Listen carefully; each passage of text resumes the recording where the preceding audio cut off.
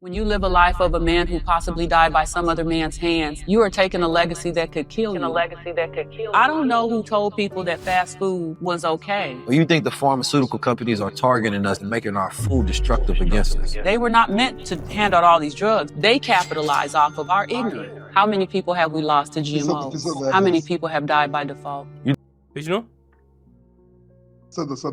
You think if Dr. Sebi never existed, that people would still eat sea moss? We can talk about pork, we can talk about liquor, we can talk about sugar, we can talk about this. But you really need to know what's going on in your blood system. You need to go get tested for all of your allergies. The lack of education on food is a serious thing. Introducing Kellie Bowman, the daughter of legendary icon Dr. Sebi, the healer who redefined health and inspired a global movement. Kellie is carrying his legacy to new heights through Sebi's daughters, merging ancient wisdom with modern wellness to empower a new generation. Did y'all ever do shrooms together? You have to defend your peace, and your peace has to do with your food. What does a person's refrigerator say about them? You need to choke the life out of everything that is causing you dis-ease. And if you don't know how to do that, it's time to fast. Fast from your negativity. But watch the colors that you wear when you're going to a healing. You gave birth standing up. How you make that decision to do it again after going through that once? Do successful lonely women eat more food? If you gonna eat junk, I don't expect you to say anything holy to me. How fat we talking? Your estrogen raises as a man, you can get breast cancer.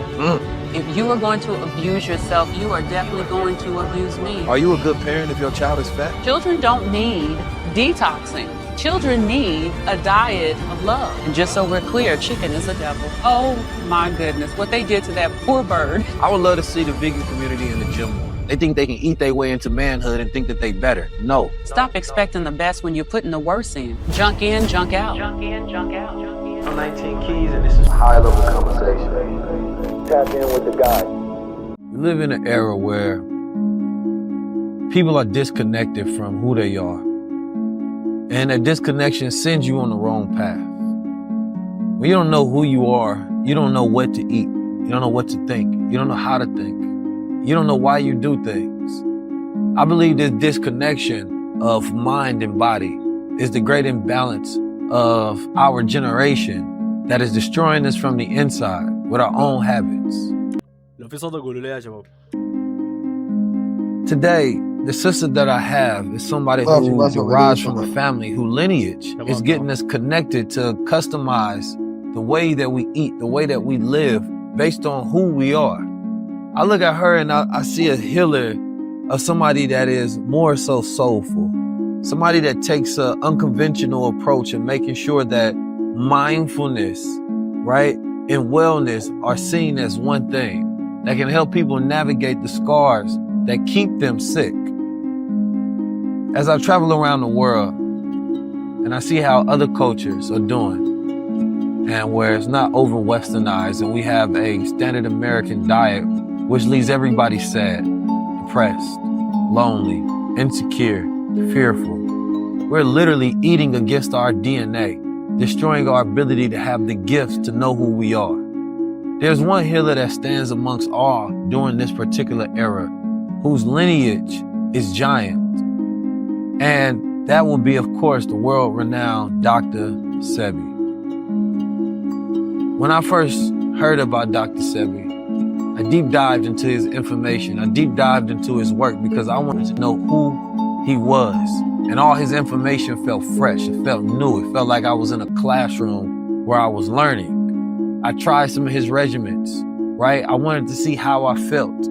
And ever since then, I had the great esteem, pleasure, and opportunity of meeting many people from his family. Today is another one of those pleasures where I feel like it's a piece of the puzzle that we need. By having more conversations around healing, we can get to the foundation of wealth. We can get to the foundation of real power.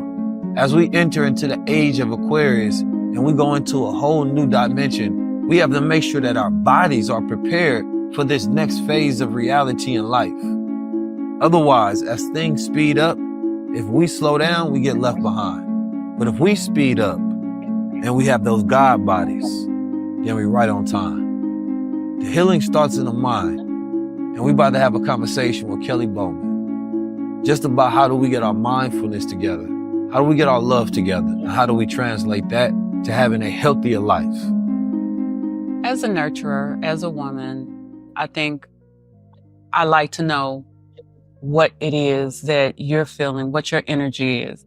And my goal is always to support that. Mm-hmm. So when I feel it, it's going to be what it needs to be, but it's going to be with the blessing of me nurturing in that way, because I really like to come through in a way, because I adore my position as a woman. I love being a woman. I understand my assignment. So it's very easy for me to move and navigate because I listen. Mm-hmm. I was raised to listen very well. And it's not the words that you say to me right now that I hear. It's other things that I hear with my heart.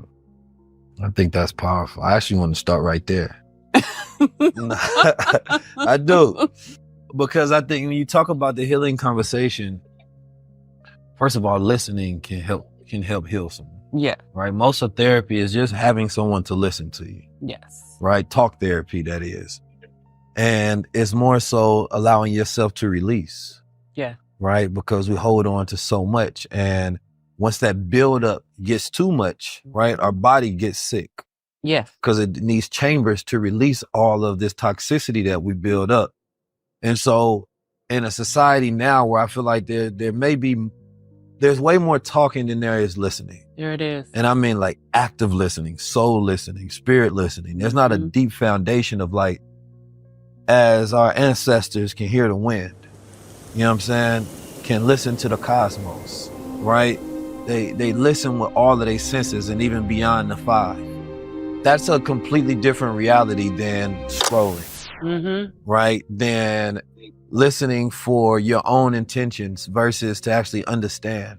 But what you said is similar to the way I like to think, is that it's not what's said, it's the void, and then it's how it's felt, right? And I think context is greatly lost in today's time because, number one, people are individuals living in their own pods of world. So words mean something different to everybody. For me, I always knew how to understand the context that was missing, right? The void, the empty space, right? I understand what's being said, what's not being said. And that gift, if you will, only comes to people when they vibrate high. When you're in a low vibration, you only actually have energy for yourself. For self. And the energy you have is for your lowest self. It's like when you're sick, you can't help nobody else. But most people don't realize they're sick. So when they're listening to people, you're only thinking about what is going to be intentional to help you, right? Not how you adding to the collective whatsoever. But going back to our disconnect with the planet itself, right? I think that that's where we became greatly lost as a people, right? We hear people talk about climate change and things of that nature. That's not something that صباح النور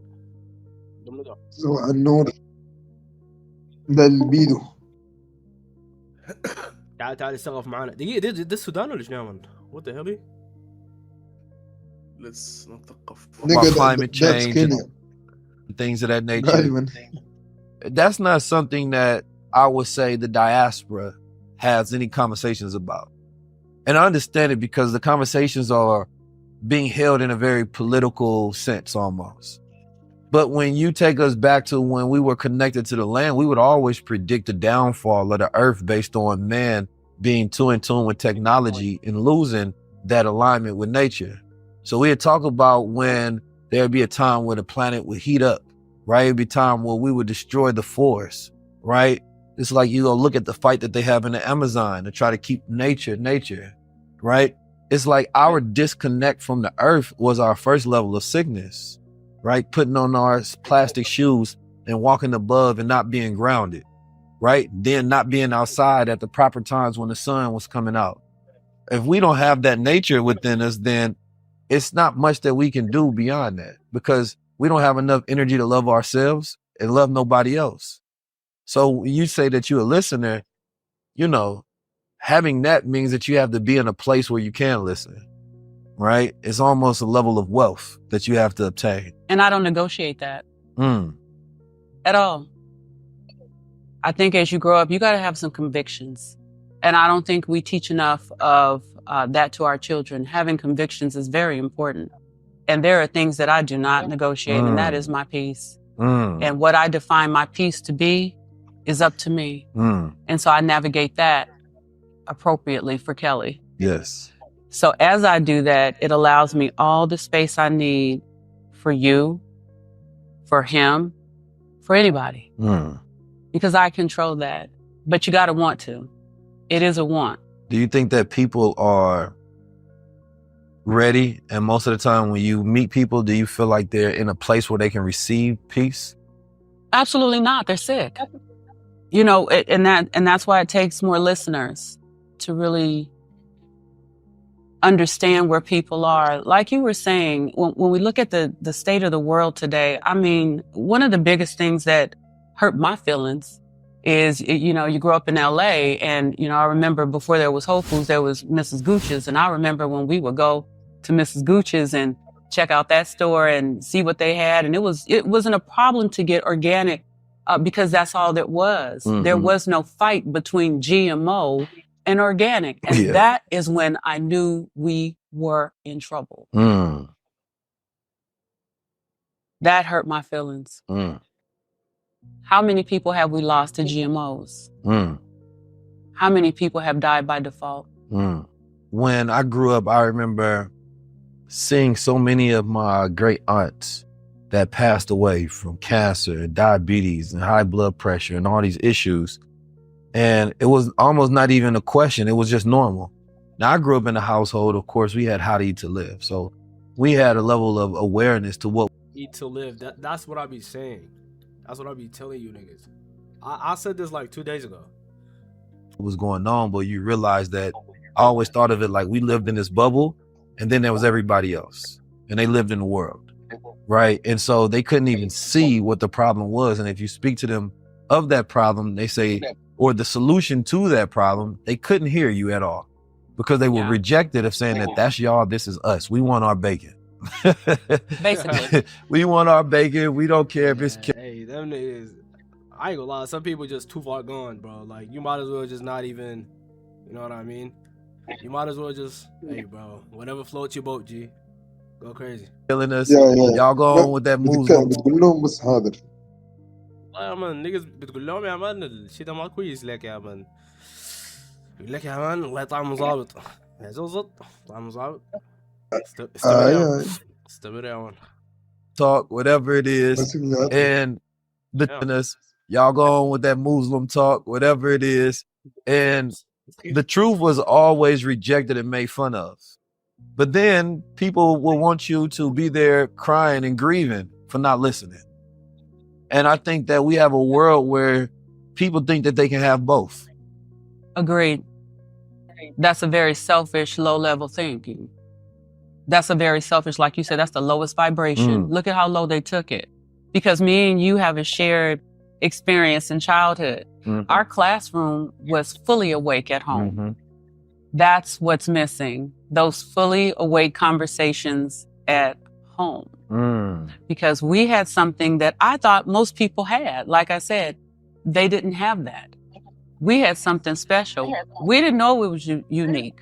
We thought all kids, I'm sure you thought, well, they know what I know. Absolutely not. And so when we look at things today, there is no wonder when you showed up on the scene, why you saw things the way you saw them, because you were already groomed. And the grooming of our children is so important. The grooming. I like your mother. Thank you.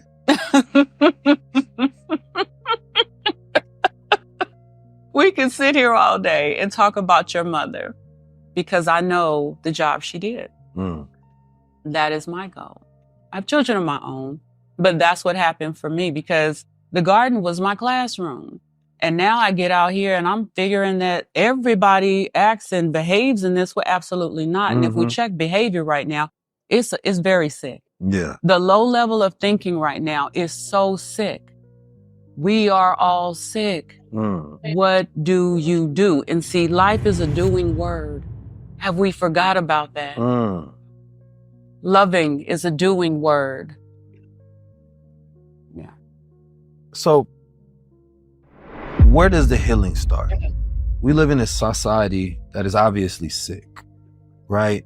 And I think part of it is because Well, there's a lot of it, right?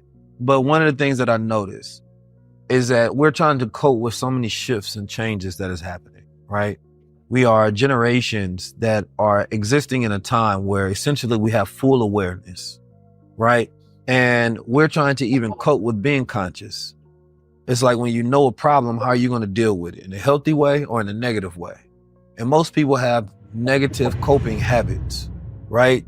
They go through a trauma and they try to eat themselves through their trauma. They're lonely and they try to eat themselves out of that loneliness. They're seeking stimulation, right? Utilizing food, and they don't have peace in the environment. I just came from Japan and I went to Okinawa, right? The blue zone, the land of the immortals, where people live past 100. And there was such a peace and a serenity that was in the air, right?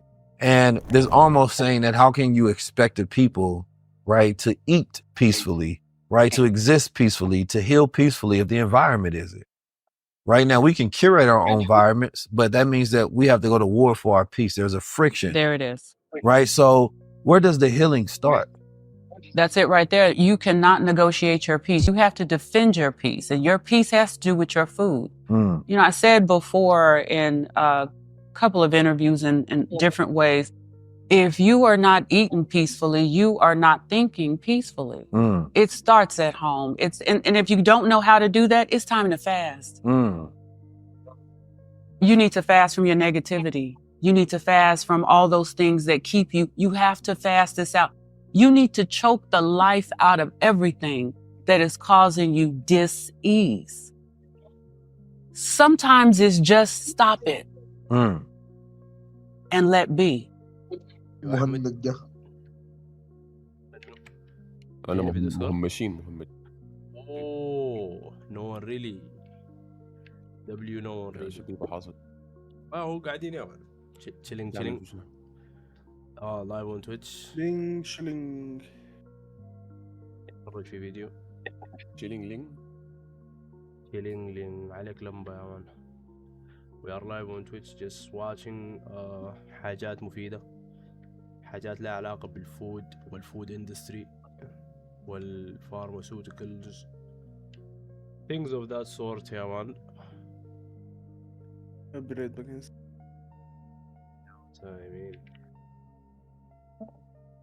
This doctor to know you. He's going to slide you some pills because you didn't do your job. So knowing yourself. When are we going to get back? زول قال حاجة؟ قلت شنو؟ قلت لك تعبت تعمل الانفستيجيشن that's all pointing to the same group of people.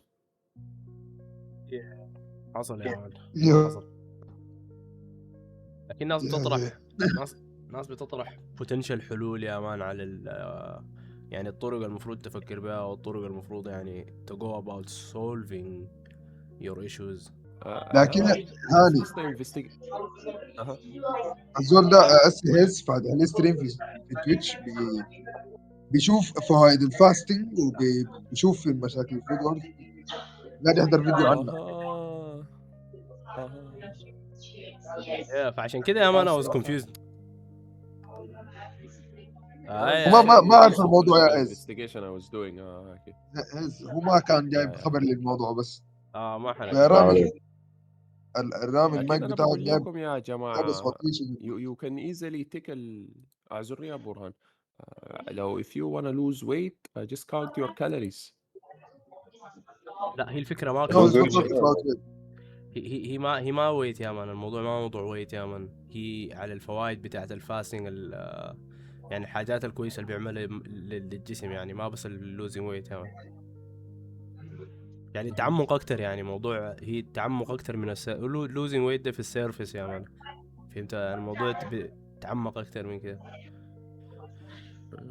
البروسيس اللي بي like how do you go about losing weight, like how does a weight loss happen and what are the hormones related to the process and like you know like how long and how you know like different things يا مان. basically يا مان ما تسأل نحن مهندسين كحتاني. اي ما نحن هسه قاعد نتفرج على بيت دكتور سيبي يا مان قاعد تشرح الحاجة دي. تعرف دكتور سيبي؟ ما بعرف سيبي. basically يا مان دكتور مشهور شديد. كان بيشفي حاجات إعجازية زي العمى، زي الإيدز، عرفتها يعني. كان بيعمل النيجا ده كان حاجة خارقة يا مان للطبيعة، لدرجة إنه يا مان اغتالوه ما عارف شنو، عرفتها، خدته في سجن وبعدين قالوا توفى من أكل السجن وما عارف شنو. المهم basically دي بنته يا مان، عرفتها. وقاعدة تشرح في الحاجات اللي بتساعد السوسايتي وكيف ممكن like how do we how بتتكلم عن where do the healing start يا مان، او وين بيبدأ الهيلينج، او like how to go about healing oneself, you know، من المايند سيت للفيزيكال you know activities اللي ممكن يا تعملها. هيز عاوز اقول لك كلام لكن ما تزعل تمام. انت زمان كنت بتتكلم عن رابرز وحلانين يا مان. It was fun. Now you're telling us about self healing. That's all I have to say يا مان. Yeah, man, what can I say? I'm just multifaceted, yeah, man. I'm just multifaceted. I'm a human being, you know? Like, I'm not just a one-way robot. You know what I mean? I'm diverse, yeah, man.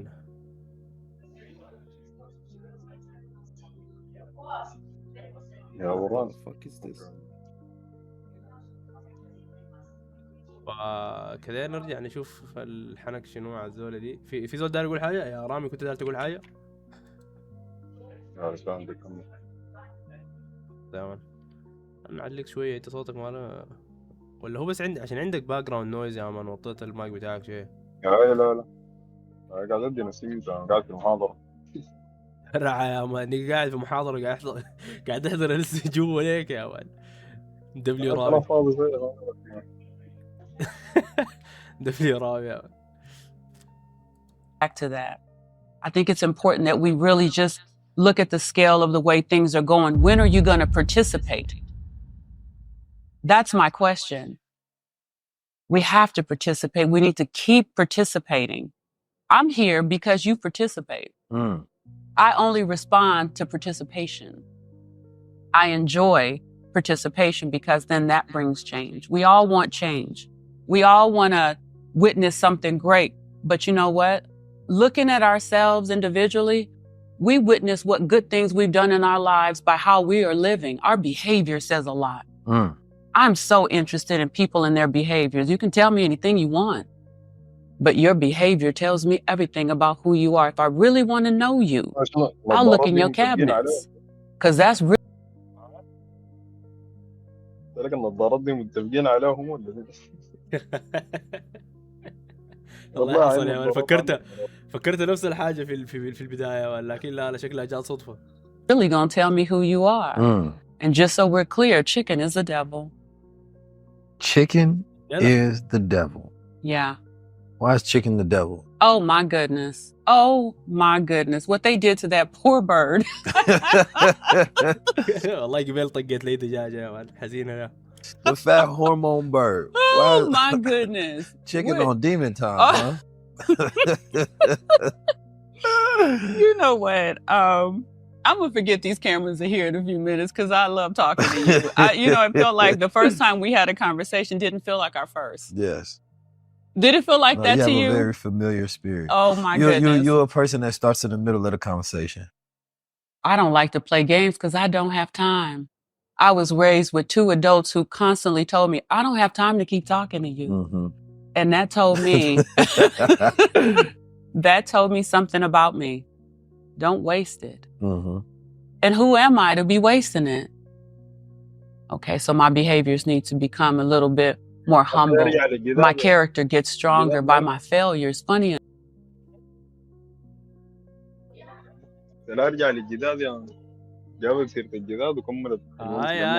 That's what I'm saying, man. What's up with chicken? Enough. And my challenges and my successes. So I think wasting time is a problem. I think, like I said again, going inward, that's something that has happened from the beginning. Learning how to go inward. And sometimes if you don't know how to start, sit in that room by yourself. Sit in that room and find out some things by yourself. Just sit there. It'll come. You don't have the distraction of nothing but you. Only you, naked and alone. That's who you really are. That's where you start. So, back to these chickens. All right, come on back. Chickens coming home to roost. W Keys. For all my chicken lovers out there, somebody right now about to go slide to Popeyes or go get them some fresh chicken that they about to cook up real quick. They might boil it, they might fry it. You know, they definitely go season it right if they look like us. Now, they've been eating chickens their whole life. I seen a brother on Instagram and he frying up bears, chickens. Hey, yo! What the fuck is that? النيجا طبخ actual تعبان يا man. Snakes, sharks, people going crazy with the food that they eat, right? What's the issue with eating these meats? What's the problem with the chickens? You know, I say it, but it's a bigger picture, and I always use chicken. But because I feel that chicken has been the one constant, the constant devil that nobody sees. We can talk about pork, we can talk about liquor, we can talk about sugar, we can talk about this, we can talk about Doritos, we can talk about whatever is out there that people talk about. But we always miss that chicken. But just like you, we were meant to see things that other people don't see. You said something earlier about, you know, our message was unpopular in the 70s. I was there. I don't think you were there yet. No, I wasn't there. It's okay, I'll tell you about it. But in the 70s, our message wasn't very popular. And so growing up, watching people call my father all sort of names, that built a lot of courage. That built a lot of confidence in him and his children, built a lot of character. But what I see today and how people have gone along with their diets, they miss that chicken. You miss that very devil. You love him so much. It's your food, boo. And see, I really believe our relationship with our food is outside of ourselves, but I didn't get that chance to feel that. My food showed me how much my father loved me and how much I love me. If I keep sticking that gun in my mouth, that chicken, what do I expect?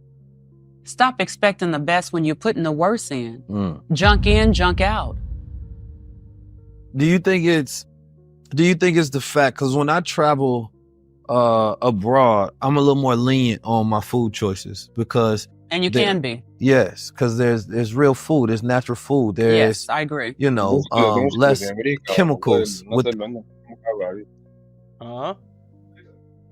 لكن المشكلة دي يعني هي بتتكلم عن أمريكا بالذات يعني لأنه الناس دي اللي بيدوا حيواناتهم حاجات كده مجنونة عادية لسه أكيد ما طبيعي. حصل يا مان نيجز عندهم كلونز عادية يا مان عندهم شادو كلون جوتسو يا مان. يا مان niggas is practicing ninja shit on chicken يا مان انت فاهم؟ يا أخي أنا كل أي زول بعرفه يمشي أمريكا بيجيني راجع سمين حافظ. والله حصل يا مان. Fact. Than the food, right? Agreed. I agree. You know, less chemicals within the food, right? Agreed. The restrictions are completely different. A lot of the things that are illegal in the US, right, is completely different outside. Or that are illegal outside the US are completely legal out here, which is why there's a so-called war going on in the government right now that Americans are so sick that the very instruments that was put in place that was supposed to protect the American people have completely sold out to capitalism, right? To where they sell out the interests of the people for profits. So now we have one of the sickest nations in the world. So a person may be eating a chicken and may be offended by the fact that you said something against it, but have you actually studied what's in the food? Have you looked at the farm, right? And do you understand how they plump the chicken, how they water plump it, how they throw in the antibiotics that exist in there and the different chemicals and the coloring and the flavorings, all the number one keep you addicted to it, right? They just put out a report that like chicken is still the number one food that people eat, right? The number one, like we eat so much chicken in the US, it's crazy. So when we think about that, now we have to think about what is in it. And then that's what we really eat, right? Because food is really just is a carrier for what we're trying to get out of it. Or we're trying to get out the substance, the minerals, the vitamins, right? So when you're eating any food, you have to ask, what is it carrying, right? Is it carrying something that's good for your DNA, right? Or is it carrying something that is negative for it, right? And most of us eat against our DNA. There we go. I think that everybody should be taking at this point tests to see what they're allergic to, right? To see what food group that they should and shouldn't eat, because it could be the very thing that you love the most, There it right? is. That you having an adverse reaction to, and you're not knowing why you continue to stay in irritable moods and things of that nature, right? Or it's why you get sick in certain times. Because now we're going into the winter time and we're completely out of harmony with the cycles of the earth, meaning that we're not spending more time in the sun because there's less sun, number one. And then we're not supplementing that in our food choices At all. so that we can still stay at that high vibrational state, because it's actually more important that you pay attention to it during the fall and the winter time. So when you become out of harmony with those cycles, you're supposed to get sick because your body is letting you know, I need you to reverse course. There we are. Course correction. Yes. It is time. But can they hear that? Mm. That's why we keep talking. We have to continue talking, because that kind of conversation is not in the home. Mm-hmm. And that conversation, their food sources is outside of them. They have not brought it close. But every time, what I'm hearing you say is that we are failing ourselves. Mm. And we know it. And we just don't want to talk about it. Every time I have a customer or someone talk to me about their diet, I have more Black women with fibroids, and now different cancers are showing up younger. It's that demon you didn't see coming. Mm. It's that demon you wasn't looking for. That very thing that you thought was your friend. That very situation that you didn't pay attention to. Because that hand-to-mouth coordination has just been routine and automatic. And I really think we need to get back to that conversation, because again, and we need to open it up. For young people, they're so open. You know, nobody wants to end up in one of them hospitals. As a nurse, I don't want to see nobody in there. Mm-hmm. You have an emergency, I get it. But that's what they were meant for in the beginning. They were not meant to hand out all these drugs the way they were. But now that we've gotten to that point to where they do, because they see that we have a lack of knowledge about our own diet, they capitalize off of our ignorance. How do you deal with the fact that you come from a holistic background, but you have a career, right, that is also where you have to take a Hippocratic oath, I believe, as far as you being a nurse, right? Mm-hmm. How do you deal with, you wanting, or do you have that freedom to be able to give people the things that you suggest versus the things that your job or your traditional training tells you that you should suggest to a patient? That training came because I didn't understand the language. When I would sit next to my father and he would talk to someone about their cancer, I wanted to hear that language. In order to help someone, you got to know the language. Mm-hmm. So you got to go behind enemy lines sometimes to hear what's going on. It was never meant for me to do any more than I've already done, to bring it into the communities to understand the language. Because the language of health was not being transferred. Mm-hmm. They would get sick, they'd grab the pills from the doctors, but they quite انت شنو عمل؟ ما في سؤال. يلا بدي اخسر لكم جيم حق فولرنت في سيرفر البحرين ودبي. زول داير يخش معي؟ للاسف. لا يا عم. didn't understand anything else. They didn't understand what to eat because that's not being taught there. You're given a pyramid that is so wrong, of this food pyramid, and you learn it also in elementary, but that's all you get. And then you're sent out into the world to live your life. So that constant going to the hospital, I wanted to know more about it. How can you say you love your community if you're not finding out what's in it? So that's my piece. That's my ministry. I wanted to be able to bring that back and say, I understand you. I hear your hurt and I hear what you've been told. But that very pill in natural form is this. Mm-hmm. Now make a decision. So when you have a woman that is obese and she comes to you and she has fibroids, what is your suggested path for her to get rid of that? The first thing I do is take that sister's hands and tell her, I want you to forgive yourself. Because it's going to start in the head before it even gets to the heart and the mouth. We got some talking to do. So most times I like to keep talking to them about what is their goal here. Do you see yourself with children, long life, longevity, happiness? Do you see those things? Do you want to be happy? Do you want change out of your life? Because see, that's the driving force of what we're going to do together. Mm-hmm. Because sometimes that inciting that fire in a young woman who's been told that, oh, well, I get fibroids. My mama had fire. Everybody in the world has fibroids. So it's just going to be that way for me. What are fibroids exactly? Fibroids are benign tumors that grow inside of a woman because she is a life giver. Mm-hmm. So when her hormones are at a different balance and she has all this acid in her body, it's just building up. She is a life giver in her womb. Mm. So she will build life, but what kind of life are we building?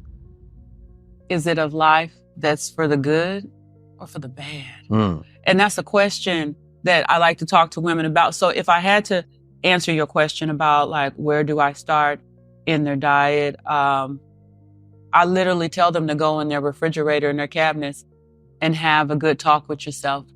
What does it look like to you? Where do you go when you're sad? What food do you get when you're glad? What food do you get when you're with your family? Tell me about you. Have you even noticed that you have a pattern? So my goal is always to, teach them about the relationship they've had and where they want to have. Mm-hmm. But where you've been is what leads in your head. Mm-hmm. We're the sum of our experiences with food all the time. As you get older as a woman, I notice that the older I get, things. هنخسر اوكي. رامي صح يا رامي يا اخي. كده تعالوا فويس تاني عشان هيز ده فاتح ستريم وانا زي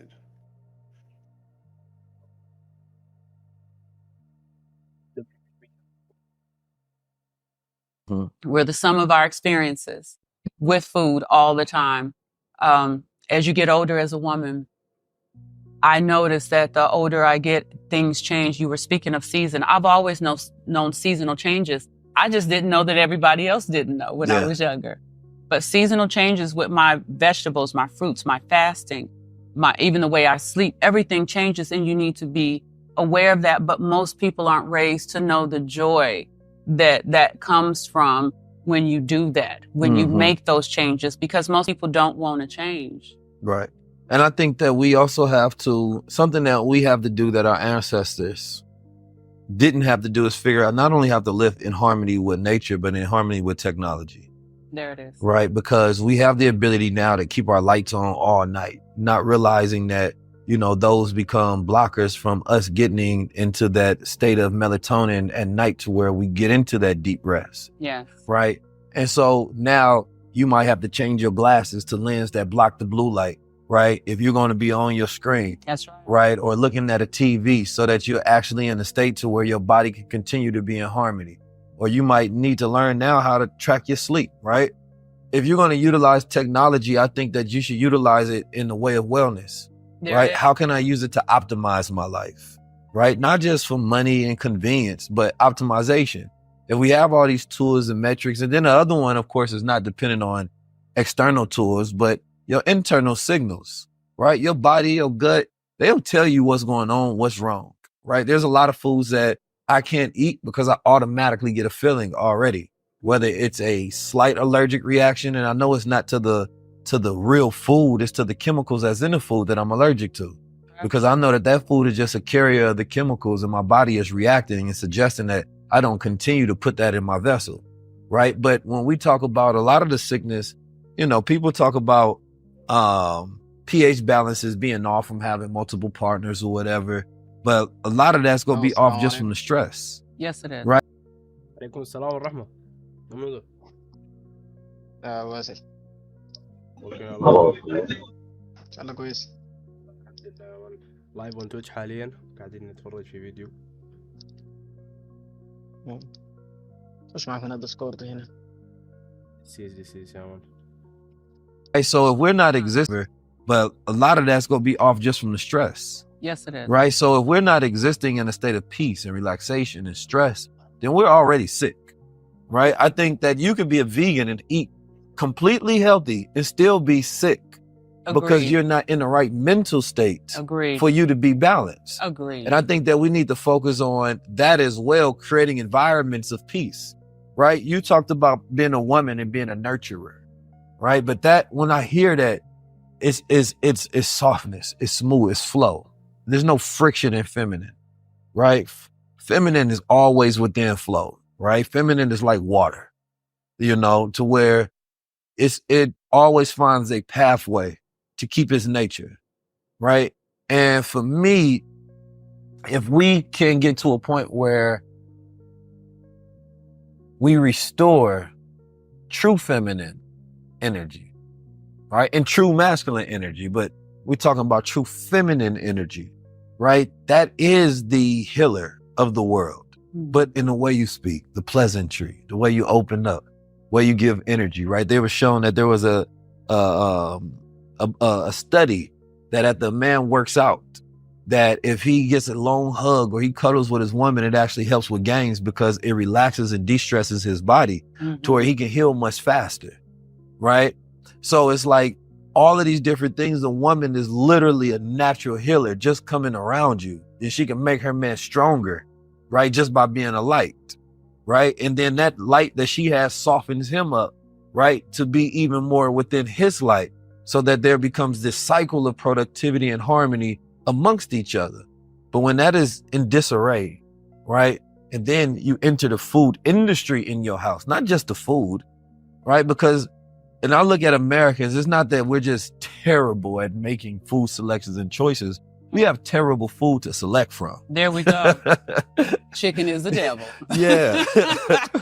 It's a terrible source here. You go to Italy and you go to France somewhere and you eat a food selection, that food is not going to make you as tired as you eat the exact same thing in America. It doesn't mean that that person is more mindful of what they eat. It means they don't have to be as mindful of what they eat. So you have to know the devil that you're dealing with, right? And we happen to have the devil in our food because there's devils that serve our food, right? And we need to get back to regenerative farming and fresh from the farm to the table practices. And I believe that's where we can start to find sustainability in our culture to where we can have moments and periods where things are good, but that won't last, not unless we have the eating habits and practices that coincides with that. So we have a stressed out community. And of course, we're going to continue to get cancers because that's our body way of getting rid of it, right? That's our body way of attacking itself, saying that, man, I'm done, man. Your sewer system is all clogged up and I have no other choice but to press the button. This has become a cancer. This is a hostile environment for you to continue to live and exist. This is the foundation to understand your journey into cryptocurrency. Have the tool to understand everybody. Are you? Do you eat and what don't you eat? They don't want your father's legacy. Number one, what do you eat and what don't you eat? They don't want to go into your father's legacy a little bit. Okay. So what do I eat and what don't I eat? I don't eat chicken. So no chicken. We're going to start there. I like to be, a lot of people ask me, what do I eat on a daily basis? There's a couple of staples that I keep because I grew up with them. I love my fruits and vegetables, but I'm an avocado. I'm a blueberry. I'm a rye lover. I love quinoa. These are just things I have in my cabinet all the time, right? These are things I keep. But I'm not always at home. Just like you, I travel a lot. So when people say, are you just vegan? Are you plant-based? I'm plant-balanced. That's the important thing about my cabinets, is that I have everything that's on the food list that I was ever taught. But how I come in to my understanding of food has to do with me and my relationship with not wanting to be sick, me wanting to be loving, me wanting to be transcended into a higher top tier level of thinking. So if I'm always chasing that higher level of thinking, then the way I eat is always got to match that. If I want to be fly, and trust me, the older you get as a woman, you want to be as fly as possible. My food has got to match that fly. So my thought process is always, once I open that refrigerator, what am I fueling with? I love papaya. That is one of the most beautiful things for women that I have ever seen in my life. It is so helpful. For me, I think the way I eat has been designed to what I need to feel in that time of the year, what I need to grasp, what I need to, meditate on. It's always, it's never the same. In my household, one of the things that was a staple with my father was banana pancakes. I remember he would make those when I was younger, and that's always been a staple, something I remember. But when it comes to what I want to feel, I know that refrigerator will set the tone. It just sets the tone. I don't know another process. Do I hang out at fast food? Yeah, that's powerful, bro. She said she sets the tone by the way the refrigerator looks.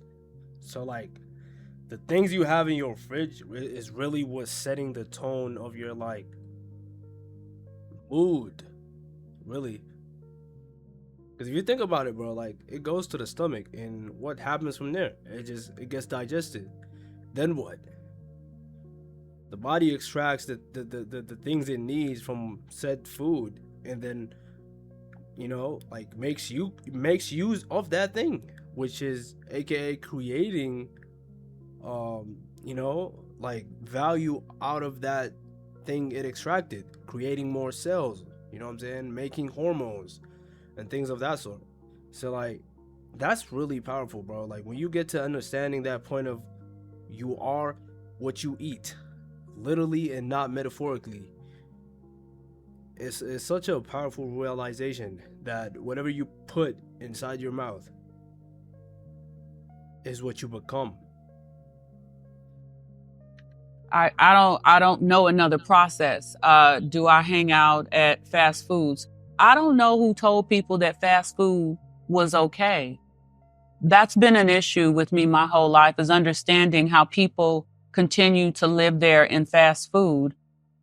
It's not food. It's not healthful food. It is a form of something that you can take it in. It's, easy to digest, but what did it actually do? Yeah. What is it? So, I like to eat at home because most of the conversations that I've ever had, the intellectual, the loving, the hard, the challenge. I'm not gonna lie, what does it do it's just a filling, you know what I'm saying? Like you just get a fill, you know what I mean? Like it just fills your body up. With what exactly? Bullshit. Like let's give it 1,000. And I'm not speaking from a point where it's like I'm not even on that, bro. I'm guilty as fuck. I literally just had some fried chicken. Y'all seen this? I was on stream. You know what I mean? So like I'm not trying to say I'm better than niggas. I'm just saying, bro, like it's what it is, and we gotta say it for what it is. When you eat fast food, bro, you're just fueling your body with something that's like nutritionally, it's just not the best for you. You know what I mean? I'm gonna put it that way. It's just not the best for you. So being especially like for people that's like facing serious things like like heart issues, diabetes, cancer, you know what I'm saying, like things like these, I would advise you to stay away from these types of foods because right now, as of right now, I'm healthy. Alhamdulillah, I'm healthy. I'm you know what I'm saying, like I'm alive and well. I'm kicking.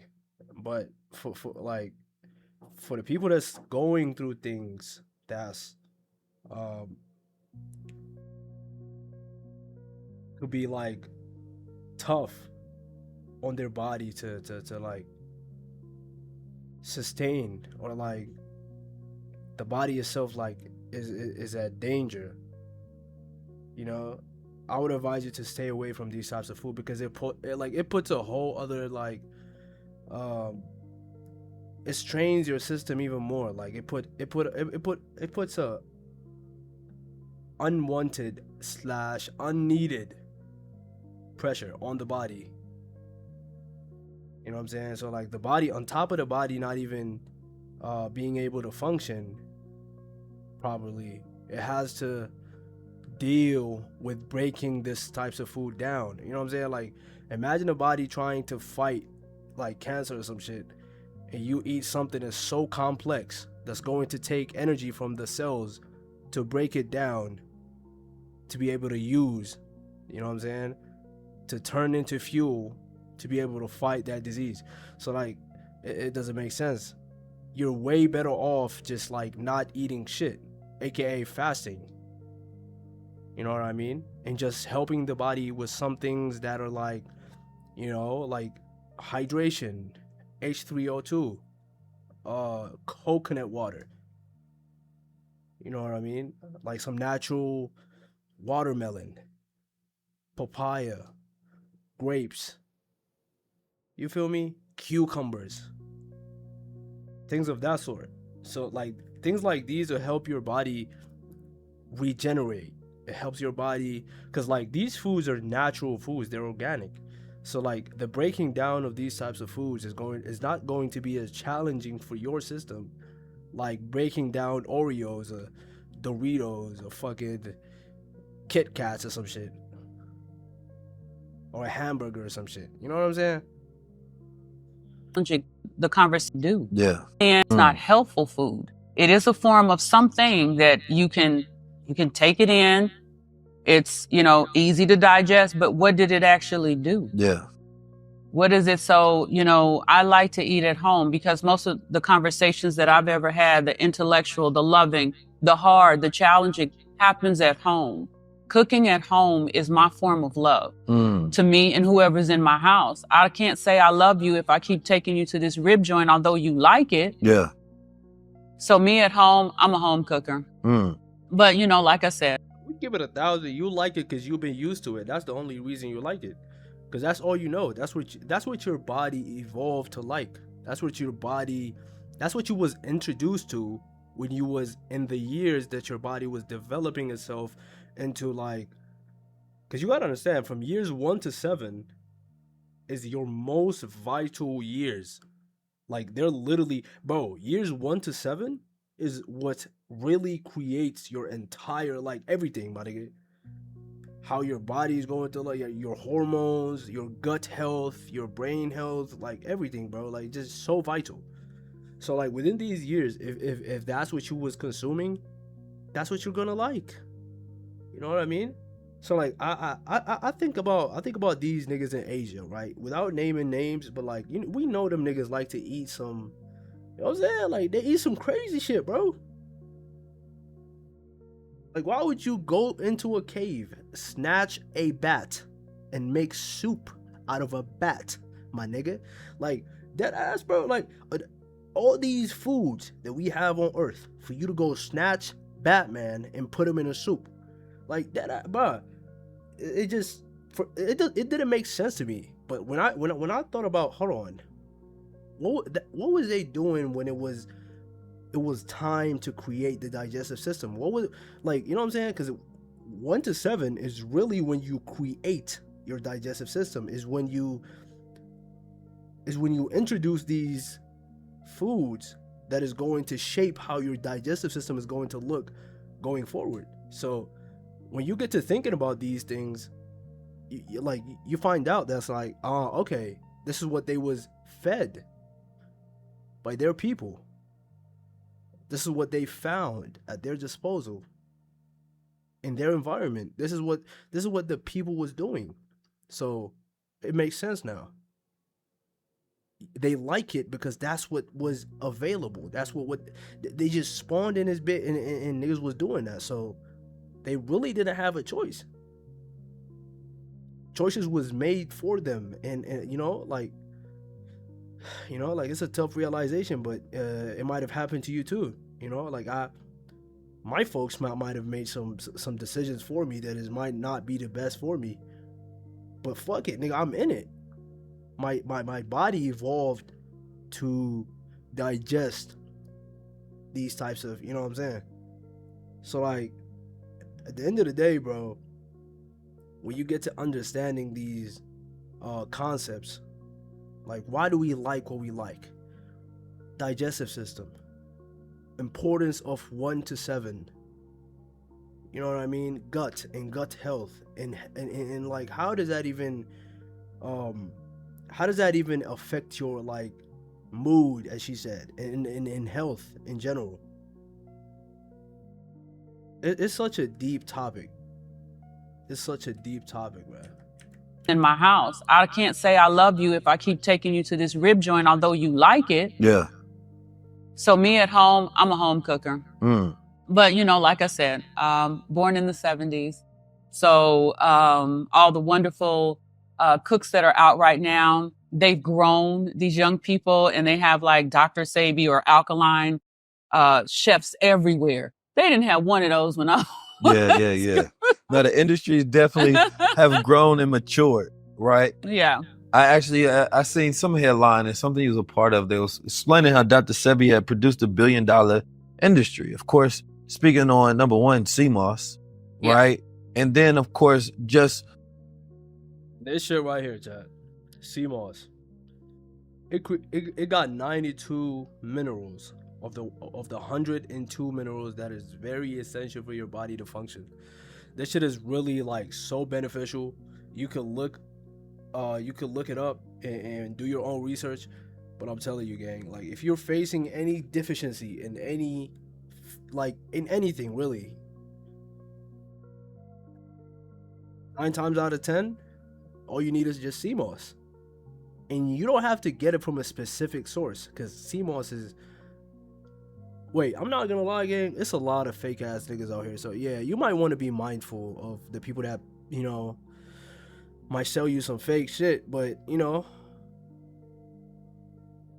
when it comes to like the original though, like the original CMOS, it's so beneficial. It's so full of minerals. speaking on number one, CMOS, right? And then, of course, just all of the alkaline diets and waters and all of the different things that have come out of it. And so many people have, of course, changed the name and rebranded it, but it's the exact same thing. And it's funny because when I look at Black men and their legacies, right?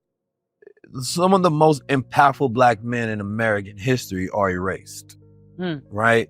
And when I say impactful, it's easy to know because take them out of history and see how much changes, right? There's this lineage and there's these branches of things that just wouldn't exist. Why he's not capping?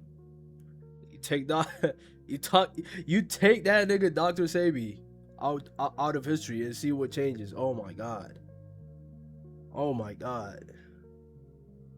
That's really inspirational for real. There's words that wouldn't exist. There's businesses, there's industries completely, like there wouldn't be as many boats gassing up to go to the ocean to grab sea moss from the bottom of it. You know what I'm saying? With the Bushmen, you feel me? To learn the ways of taking it off and drying it and whipping it up. Oh yeah. Like so many entrepreneurs of business have started from that. And it's like we have to, number one, pay homage to the root of that, because I don't think we appreciate our ancestors when we add something to it, right? We like impact and legacy does matter, right? So I want to get into Dr. Sebi's legacy. First of all, when you think about your father, what comes to mind? Just when Kellie Bowman thinks about her father, what comes to mind for you? Courage. Courage in a time that he was the strongest man I'd ever seen, and my father was very tall. But he was courage for us. This was not designed to be just for his family. This was designed to do what it is doing right now. It is designed to touch you. It's designed to touch your children, everybody, because we need to know how to eat. And he didn't stop until he got that message out there. And that takes courage, because the very people he thought they would support him all the way left. And it was just me, his other kids, and him. How many children does Dr. Sebi have? You know, people always ask me, and I remember when I talked to him many years ago, there was about 20 plus there at that time, and they weren't born in America. Okay. All of them weren't American. He spread them seeds around, that's for sure. Yes. But I'm one of my father's oldest kids. I said that him and my mom had a pretty good relationship because I look just like him. I'm like, I don't know what kind of wonderfulness that y'all was talking about, but it's real clear. You can see the lineage in not only in the way that I look, but it's not. Yeah, it's that same nose. It's that same nose, I'm not gonna lie. That he left me just this face. It's what he left in me. He need not to leave me money. He left me fully equipped. I need not to have anything, That's beautiful, man. That's really beautiful. Shout out Sebi. Village. I didn't need any of that. I needed to be a good human, and he instilled in me the love of mankind, but the love and the fight for the natural things. And it's okay to stand up for the truth. See, because it's not the CMOS that is the biggest thing in my life about my dad that I found so awesome. It was the journey of a man who took courage in that journey and beat all odds. We don't look at that enough. It's not the product that came from that. It's the mindset, because we're all different Dr. Sebis. So when I named my company Sebi's Daughters, at first it had to do with one thing, but as I've grown and I've become humble to this process of nature and this fight, because I think I'm a superhero, hence my gloves. You well suited and prepared for the job. There we are. Listen, I don't come unprepared. But I named it Sebi's Daughters for one reason, and it grew to knowing that every woman wanting to tie into natural things, fighting for her children, fighting for her mother, her aunts, is a Sebi's daughter. So what is something that most people don't know about Dr. Sebi? Oh gosh, what could I share that no one knows? That he played the flute. I played the flute. Yeah. That was one thing. So like Andre 3000. So I've seen him recently, and I enjoy his music. And it's so cleansing because I like playing sound bath instruments over my products, because I feel like there is a consciousness that maybe you can't hear me because you're sick, but I'm going to send you with this higher vibration of product because I know you need it. And I don't need to meet you to give you love. I'm going to love you for free, and I'm going to give you that for free because it's necessary, because that's my peace, to give you peace. Yes.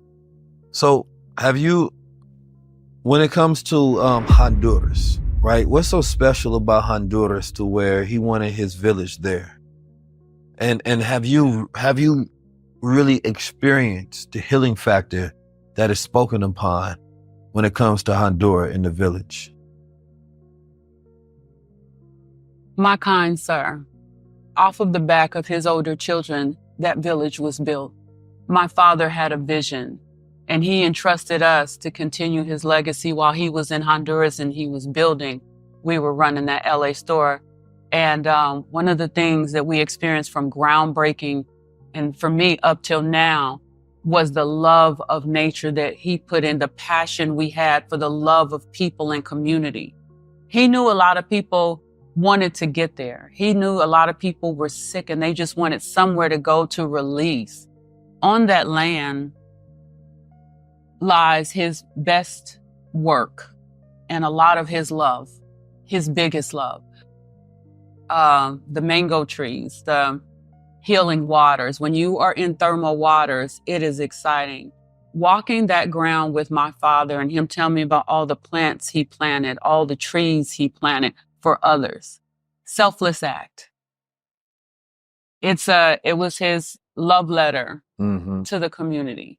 Yeah. And so when I was little, when I was younger, the village was doing very well, but it wasn't Americans that were going. It wasn't just Americans. Who was going? Well, he was traveling all over the world. So you had people from Norway, you had people from different parts of the world. I can't name all of them. I can't tell you everybody, but he would call and we would talk about that all the time, but we were running the store in order for the store to feed the village.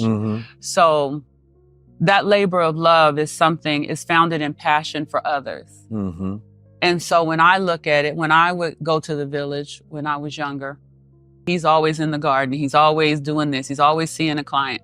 That was his labor of love. That's what I know. Yeah. I don't know if it's the old school in me, but that treasure will always stay in my heart because it was built off of positivity. It was built off of an energy higher than what people could ever understand. His life work was at a high vibration that I was in awe. I think I was one of his biggest fans as a child because I loved his love for others. And I grabbed that, so. Do you believe you got to spend enough time with him? I would not want to cry on your show. I will tear up. Getting knowledge, I don't think you ever want to stop. When you pull it from a source that gives it to you, You're a giver. I seen that in your eyes, and I told you that, this conversation was only between me and you. And I told you what I saw, because there's something that he gave me that I see in you. And that light is awesome because it helps others. No. But I am equipped. But no. I will never feel like that I had enough time. I think that's the reality of being a light worker, a giver, a healer. When you have somebody that's your parents, you have to share them with the world. And there's always that sacrifice, right? And I think that is the tough part of the love aspect. Anytime you have a parent or somebody that is going out there and doing so much for the world, you get to observe that legacy. You get to observe their traits, right? Because you spoke upon his courage, which to me lets me understand that observation as you've seen him and interpreted that to understand the dangers that may coincide with what you're doing, right? And going against the beaten path, talking about accurate things, right? Knowing that, there's an entire scientific community that is completely against that. Yes. Going through court cases and fighting those cases and getting to your freedom.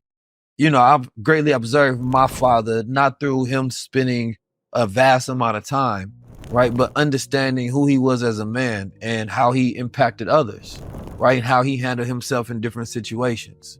And that let me know what was inside me, right? And that allowed me to father myself through the traits that I reflected from my father, right? And I think that every child doesn't have that ability to perceive things in that manner, right? A lot of children think about what they're missing instead of what they had, right? And that changes the direction because your parent could have been there a very small amount of time, but it's not about that. It's about the quality of time you got to spend with them. Because I think that sometimes we can spoil children with too much presence and we don't bring out any greatness. But then the absence forces us to grow closer to our parents because we have to learn them by the absence, right? Versus being spoiled by the presence and always waiting for the next step. We have to learn on our own, right? And I think that's a very powerful thing because as I observe Dr. Sebi's children. Oh. What's good? What you doing? Just watching YouTube, reacting to this. You what? Okay. Dr. Sebi. You still live on Twitch? Yeah, I'm still live on Twitch. Yeah, what's good, chat? Deep voice nigga in the chat. What's good? Deep voice shady in the building. Just being spoiled by. You already know we from New York, so it's gate. Watch, see, nigga. Fuck you talk about, nigga. What about that? The fuck are you talking about, nigga? What about dads, nigga? Fuck you talk about, nigga? What about Tims, nigga? Fuck is wrong with these niggas? Them New Yorkers, bro. I had to come in the video and they were saying some deep shit, bro. Bro, what's he talking about? Fast context يا مان. ده واحد اسمه 19 keys عنده شو اسمه high level conversations وجايب فيه ال daughter of Dr. Sebi. إذا بتعرف Dr. Sebi. No. Basically Dr. Sebi is a healer يا مان aka doctor.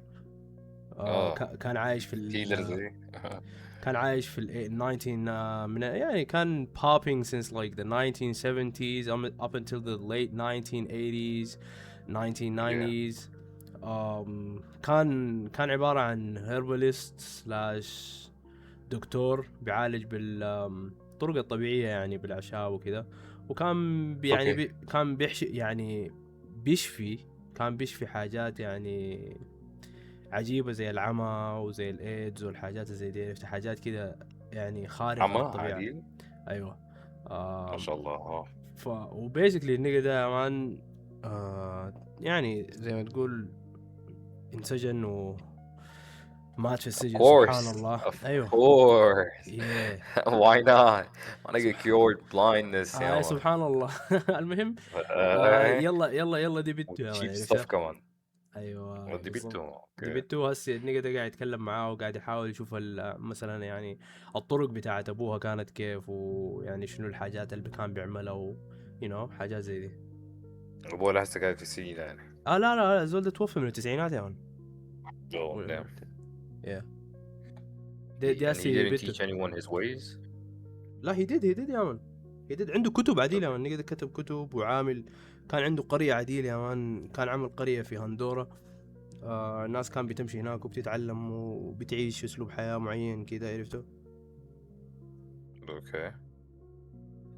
Because we have to learn them Yeah. by the absence, right? Versus being spoiled by the presence and always waiting for the next step. We have to learn on our own, right? And I think that's a very powerful thing because as I observe Dr. Sebi's children, and there's a spectrum, right? And each one of you all are doing work that reflects what you seen your father did, right? You all may not all agree, right? But y'all are similar on the same paths, right? Which I think is a very powerful thing, that you can have a pillar that's so strong that you literally want to take that same legacy and take it further, or literally be a reflection of your father, right? As we talk about our exalted father, the creator, he was all made in his image, right? But to actually appreciate the image that we was made in and want to reflect that, because everybody don't do that within their deeds, is very powerful. We're here talking about healing and the positive effects that you have on the world and the impact of what that healing legacy looks like in a time where it's needed the most. And in a time where a lot of those things where he may have been admonished for and rejected for and hated against are now being celebrated. Now they calling them biohacks. You know what I'm saying? Now they have, this is the new wellness industry that is going. Now this is alternative health, right? Now this is the holistic community. But these things were never accepted at first. You know, now that we have our own media, we can just dictate the narratives that we consume, right? Which is very powerful. So I see, when I think about the future and I think about afterlife, you know, a man is not dead if his works continue to live, right? And especially if they threw the seeds of his own genes, right? And that's reflected in the children that he has. Not only that, I know so many healers. Every healer that I've had on my show, Dr. Sebi has impacted them in a way. And then they went on to impact millions and millions. And at this point, billions of people have been impacted in some sort of way. And I think that if you are to live your life in some capacity, touch the world in a way to where it continues to impact others forever.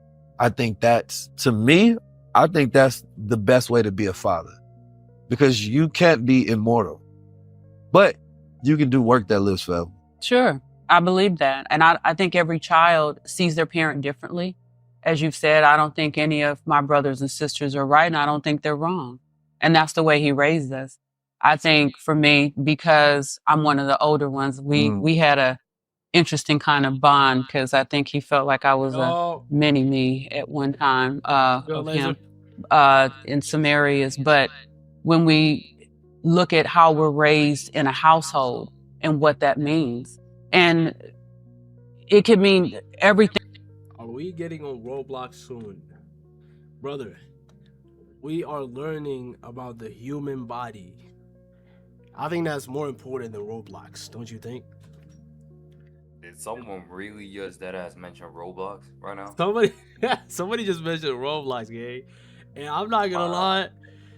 Gang. I think this is the rare footage of El Chat from Maze, bro. Chat is being El Chat moment. Bro, rare so El Chat we're learning some real shit, and niggas want to talk about Roblox. Y'all dead ass?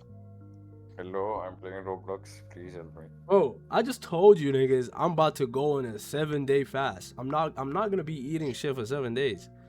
So like, the type of content I want to this is what I want to do right now, because it's incongruent. On some real shit, bro. You know you got hella alternatives, but why you want to do the fasting one? The one with the most drawbacks. Yeah, because I can, bro. Because I believe I can, and I've done it multiple times. And it's just no, I know you can. It's beautiful for me. I feel... But then listen, the way I do it is just... Oh, you want to preserve your strength? Brother, I don't care about preserving nothing. I know I can get multiple... Yeah, like, that doesn't mean nothing to me. I can get it back in no time. That's my lifestyle, bro. Like, this is the way I live. I'm gonna get it back in no time. You know, it's simple. You know, I don't care. It's not what I train. Like, even going to the gym, that's not the reason I go to the gym. I like, we might have different perspectives, but me personally, You go gym, right? yeah, I don't go to the, like, not the physical gym, but You like, work out at like, home. You got your like equipment. I and got, shit. yeah. But like, that's not what I do it for. That's not my reasons for doing these things. Is teaching myself discipline, is improving myself mentally, physically, and spiritually. You know what I mean? Is there 'Cause anything all of you're them, running away from currently then? no, not at Because if all. you want to teach yourself discipline, do the most thing you don't want to do right now.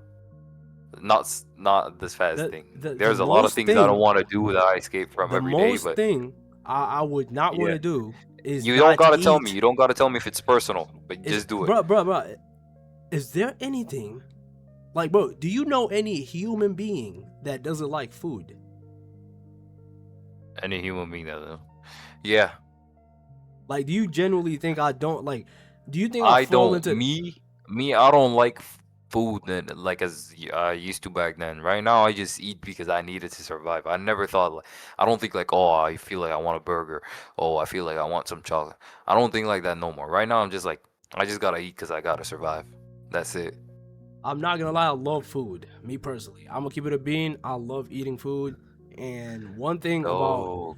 yeah, I love food, bro. I'm not gonna count. You Yeah, know what I I'm mean, to saying? be honest, what you told me about how you was when you was younger, like you being a little fat and shit, right? I was. I get it. Yeah. I get it. Yeah. I love food, so me not eating is actually teaching myself discipline. You know, even though I Telling can yourself eat. ain't nobody gonna be that fat little boy no more, bro. Yeah, it's like Yeah. it's a mental thing for me. You know what I mean? Because I No, so could, you're doing it for a mental thing. You're not doing it thinking it's gonna help you physically, right? bro, physically, bro, it's all in the same boat. It's all in alignment. It's all in congruence. Mentally, physically, and spiritually are tied together. You know what I'm saying? I know, but you don't that as believe that you don't think you're not doing this for like it's because you think it's gonna help you get shredded and shit. You're doing it because you want to No, get disciplined, right? brother, I don't give a fuck about getting, bro. I don't care about being shredded. The least thing, brother. Okay, then we're on the same page. Listen. Same page then. I I'm got gonna you wrong earlier. Yeah. I'm gonna let you niggas know. I don't care about how I look. One thing you niggas gotta know, I don't care about how my physical body looks. I really, Not even for yourself. You don't want to wake up yourself in your best shape, brother. someday. The best shape is going to come eventually if you live your lifestyle. If you live the lifestyle the right way and you keep living the right way. You know what I mean? That's what's going to happen. Your body is going to evolve into the perfect shape that you like if you just make the right choices and keep making them. So me knowing that I have it in me to take these right choices and keep making them over and over again to infinity, I don't give a fuck how I look now, nigga. I'm already shredded. It's just a matter of time. Your body's all gonna adapt to how you live anyways. Yeah, it's going to adapt to how I live. So it's only a matter of time. Yeah. Brother, I've only made this shift not more than 5 years ago. I used to live like shit. You know what I'm saying? Like, every time I remember like how I used to live, you know, like pre-COVID and all, like, bro, I was going through it. You know what I mean? Like, I was going through it. Diet was shit, lifestyle was shit, mentality was shit. You know what I'm saying? I was feeling like shit. Like, everything was just low level, bro. Everything was on low. But I made a shift and I took action and I'm reaping I'm reaping what I saw. You know what I'm saying? I'm reaping what I sowed back in the day. So keep reaping, buddy. I've realized it's only a matter of time. And it's not going to take 1 year to undo all the fuck shit you've been doing for 20 years. So like, one thing you're not gonna do is live on earth for 20 years doing some fuck shit. Yeah. And expecting to fix all of that in 2-3 years. It's just not natural, gang. It's not possible. Your body adapted, it was created a certain way. Like, you built that shit brick by brick nigga. You literally built that shit brick by brick. And your most vital years in creating this brick by brick was 1 through 7. So, and if any one of you niggas say 6, 7 in chat, I'm banning you right now. I'm just letting you know. But back to the topic. Yo, 1 through 7 is your most vital years in creating this brick by brick. And unfortunately, we're not conscious enough to make our own choices. So the most vital years, your most vital years in creating your digestive system, your immune system, your brain health, your like everything about you was unfortunately up to someone else and their knowledge of life and their perspectives on things. You know what I mean? So you living up to 20 years and finding out information that was most likely hidden from you because all the agendas that we have. So finding out these informations and trying to make shifts is going to take some time, buddy. You're not going to undo 20 years of fuck shit within 2 years. It's not possible. It's not natural. The Andrew Tate kids. I can be a millionaire in less than a year if I lock in. Come on, bro. I mean, Ayola, that's another topic. That's possible because that's possible. I ain't gonna look. Being a millionaire in less than a year, realistically, the only thing I'm gonna hold you, the only way that could be possible is that if you got insider information or you lucked out like crazy. But realistically, the average human being, if he locks in, he could become a millionaire, but it's not gonna take less than a year. It's not gonna take less than a year. My nigga talking about he took health class in 10th grade. How brainwashed you gotta be, Laser, bro? Bro, I'm telling you, if you believe brother, if you believe the curriculum is going to teach you the shit like that's really going to Look, I go hold brother. If you believe the government or school is gonna actually tell you the valuable information that you need to become the greatest human being ever, right? Then everyone might as well be billionaires, bro. I'm trying to tell you. They're trying to make employees. They're not trying to make rich niggas, bro. You're in for a rude awakening, my guy. And hey, being like, listen, no, he's not cooked. He's not cooked. He's young as fuck, by the way. So like, all of us are young as fuck. I'm saying like he's cooked for now. Yeah. So like, one thing you gotta know is we all have a chance because we're young as fuck. Us knowing this information now is really a gift. Like, if you think about it, your folks probably don't even. It's not even close.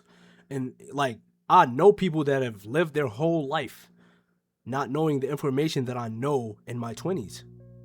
And that's such a gift because I can, like, this propels me towards a whole nother direction.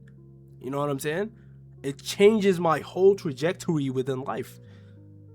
I'm able to achieve so much more now because I know certain things in my 20s. To simplify it. You know what I mean? To simplify it, bro. Yeah. If you in school, right, and they taught you everything you actually needed to know, right, the valuable information, wouldn't everyone be successful? One thing I'm gonna tell you, gang, school is going to teach you the things. Like, I'm not saying everything in school is. It's gonna teach you what you need to not be homeless. That's it. But it's not gonna how to be rich. It's not gonna teach you how to get the car you want, the life you want. It is exactly. Just know, bro, the knowledge you get within the public schooling system is manipulated. Yeah, go to school. Learn about biology. Learn about math. I might get myself into some shit with saying this shit, but fuck it. I'm gonna tell you niggas straight up, bro. That shit is not, brother. You can do your own research and not take my words and just run with it. You know what I'm saying? I'm all for that. I keep telling my people, always do your own research. But bro, based on my research game, it's a hierarchy. All you gotta do is just understand this. It's a hierarchy. If you really sit down and think about what would they gain? Like, what's the objective? You know what I'm saying? Like, if you get to understanding what is money, control, and you get to understanding what is corporations and these big ass niggas at the top, mind you, all right. Like, bro, it's just a hierarchy, and the people at the top of the food chain is not going to benefit anything from telling you, you know, like, things that they have no business telling you. You know what I'm saying? So when you understand that, you get to thinking about, okay, well, it's up to me then. It's not, they're not half the information, bro. I'm not even gonna say half, bro. 80% of the information that really helped me change myself and change my ways, I did not find it in school. I didn't. You know what I mean? I just did not, bro. So yeah, talking about school within this matter is really, you know what I mean, it just shows that you just haven't dug enough, which is cool. You know, I'm not trying to call niggas slow or whatnot. It just means that you're in that part of the journey. You know what I mean? It means that, okay, you're there, and I'm telling you, you can get there. Just look there. You know what Hold I mean? on, you forgot the most important part. When people, the only wrong thing that people might be doing in life is that they're not honest with themselves. So just, if you're 100% honest with yourself, for example, if you're fat, if you're stupid, if you're too loud, or you speak too much but don't do anything, be honest with yourself. Because if you're the type of person who always knows how to learn from his mistakes, even if you got into an argument and that person was in the wrong, and you can still find something you did wrong too, you're gonna be fine, bro. Your dad is gonna be fine in life. That's facts. That is facts, bro. You cannot fuck up if you learn from every mistake you make. Let's continue watching this video. I'm gonna get on Roblox soon, chat. I'm not gonna lie. Yeah, you guys. Raymond has reached you.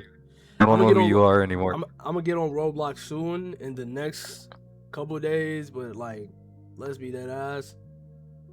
What we doing right now is way more important than Roblox, bro. Keep it a bean.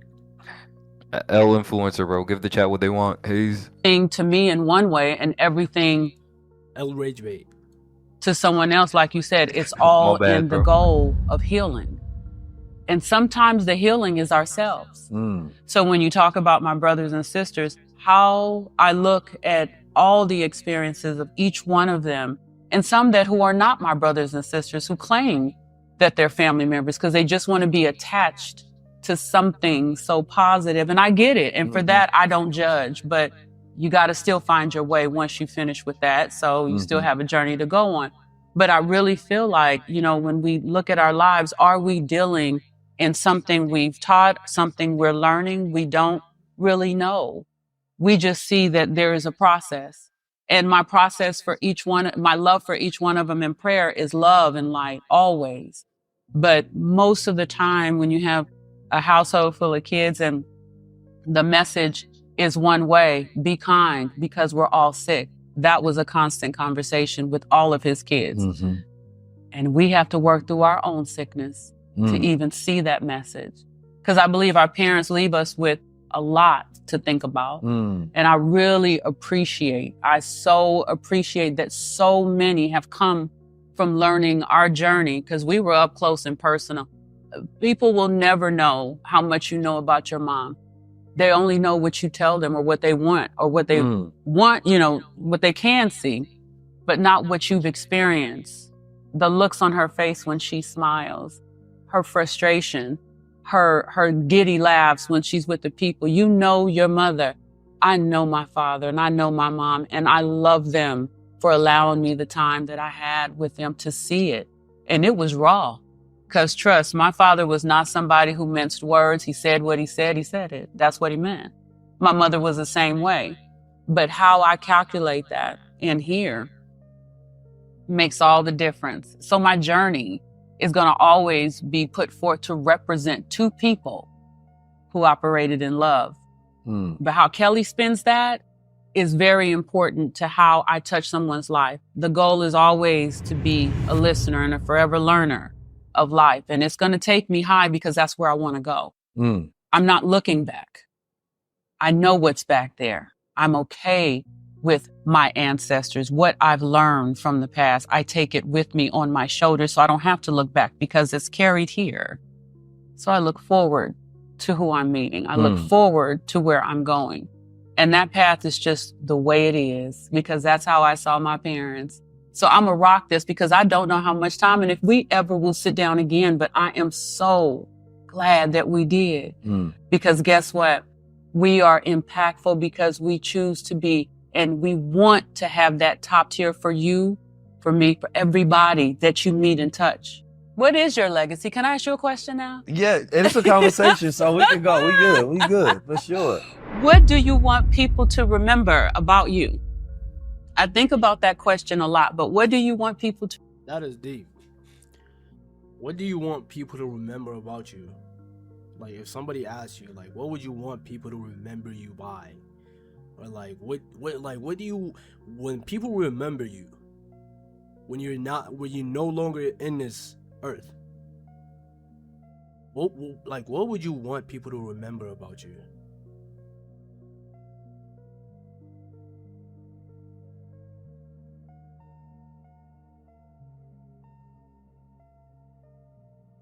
I would say I would like people to remember that I always spoke my mind. I always tried to add value whenever I could.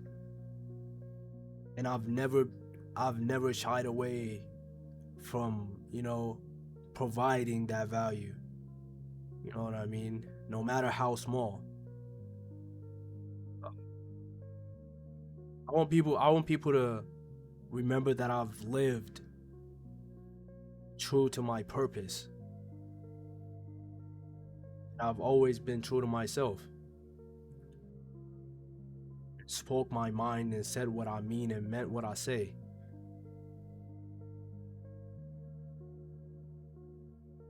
I want people to remember the impact I was able to make.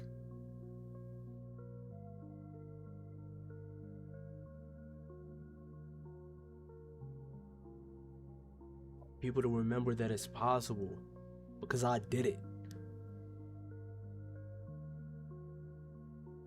I made it and I showed you niggas it was possible. So whenever you remember me, I want people to remember that it's possible, especially the people that come from the same place I come from. Whenever you see me, remember me. Or if I ever just cross your mind, just remember that it is possible because I have did it and we come from the same place. I'm no different than you, my nigga. I was just able to focus my mind to what I want to achieve. I persisted. And I stayed consistent. And I did it. And it's possible.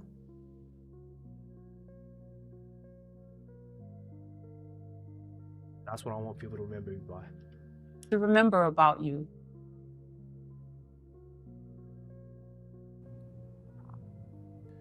I want people to remember that I was obedient to my mission fully, and that I evolved into who I was supposed to be based on, right, my journey. I look at it like in all religions, you can take a person's birthday, a time of the month, or, in some cultures you can take their name, right, when they was born, and then they show you a code of this is this person, this is what they supposed to do, right? And I want my legacy and work to be I completely lived up to who I was supposed to be in the world. What I was supposed to give to the people, the bridge that I was supposed to bring, right? The impact to the world that I was supposed to have. I want to live here completely as like a star that comes and burns out because he's exhausted all of the energy and light that I could give, right? I'm young. So on my journey, I'm still developing and listening, right, to what I'm supposed to do next. And my goal is just to be obedient to what that is. But so far, my goal was always to be remembered. Some people claim that they don't like legacy or whatever. That's fine for them. I think most of those people are lying because they all live in a way like they're trying to produce a legacy, and that's to be remembered and impactful. Like, I want to be one of the ones that literally shift the diaspora into that new era. right? Like he took us over that threshold of where we were trying to go and finally got us to see it by being it. Yeah. Like if I could demonstrate and be all the things that I want us to be, that's me. That's 19 keys. That's taking us to that new spectrum of consciousness and allowing us to open our gifts to where we see the world as ours. We don't see ourselves subservient. We don't see ourselves slaves. We see ourselves masters. Right? Where we literally go from slave ship to the mothership. So we all exist at that higher level. When I meet men and women across the planet Earth, they always talk to me about who I helped them become. Right? And to me, that's powerful. Right? And I try not to put limitations on, you know, my legacy, because sometimes I could be shooting for a target that's too small. Right? And then it's like God laughing at you. Like, you thought that was all I had in store for you? You feel me? So I'm open to what my legacy will become by learning. Right? Like the conversation is a part of that legacy of creating a library when one open to what my legacy will become. That is powerful. So I'm open to what my legacy will become by learning, right? Like the conversation is a part of that legacy of creating a library when one can go through that same process of becoming as well by having exposure and access to knowledge, information, and different beings of different lights that they can learn from. Like, how do you be somebody that helps people be still in a world of chaos, right? How do you help people realize themselves when everything is trying to make them forget who they are, right? My goal is to represent 19 keys at the highest level. Whatever that mountain is at the end when I plant my flag, I just want to make sure that whatever vision I get, I fully and completely live it out. So when that other people looking at that life, they say, damn, I want to do what 19 keys did, but not exactly what he did, but I want to do it in my way. That he lived out all of his light that was supposed to be shared. That's what's up. Yeah. And I would have loved to meet Dr. Sebi. I remember actually, I went to the LA store the day he died, right? Because I happened to be in LA at that time, you know, and I had bought me some herbs and things of that nature. But you're right, the courage that he had, you know, and when he would speak and it would go against so many different foundations of knowledge that people had and said that, no, you can't say this is alkaline this, or you can't say don't eat this. He didn't care. He spoke about whatever subject that he wanted to courageously and as real and as confident, you know, in all of who he was, right? And I think that's why it impacted so many people. Dr. Sebi never came across as a man who doubted himself. At all. You know what I'm saying? Ever. Right? Never. When he moved, he showcased his frustrations, yes, of which I get. When you're trying to bring people and you're trying to do the thing that's right for them and they not listening and you're not getting that help, most of the time it's just you ahead of your time, right? Because it's like when you look at the election cycle, you try to tell people things about politics during the election season, they can't hear it.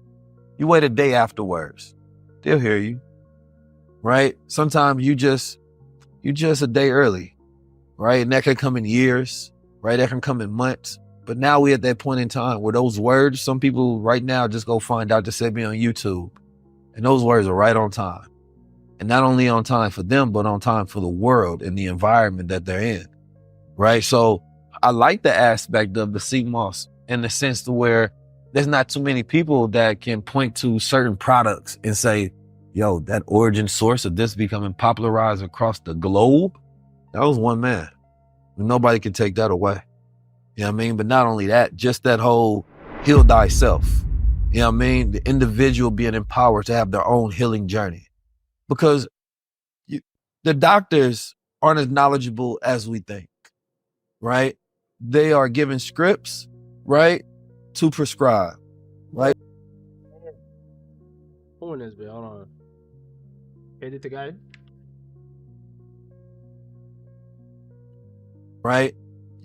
The doctors aren't as knowledgeable as we think, right? They are given scripts, right, to prescribe, right? Yeah. They only have as much time as what the pharmaceutical companies give them. Hey, learn this about this. When a person comes in with these groups of issues, then you can prescribe them this and you get your commission. It's a business, it's a system. If you want to get out the business, you have to get out the sick care industry, right? And healthcare starts at home. When you're sick, you go to the hospital. People don't go to the hospital because they're healthy.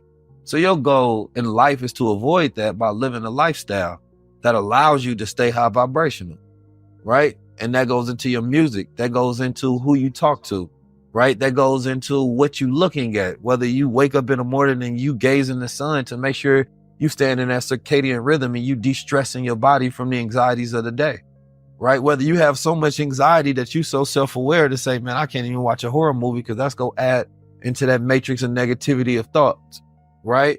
Like when I think about alkalinity, just in that idea. Yeah, that's deep, bro. That's next level shit. I'm not going to watch a horror movie because it's going to add to the negative. Wow. It really does if you think about it. Like you watching that movie and like you just thinking as if you was in a movie. You're getting all those adrenaline rushes. Why is that such a tongue twister for me?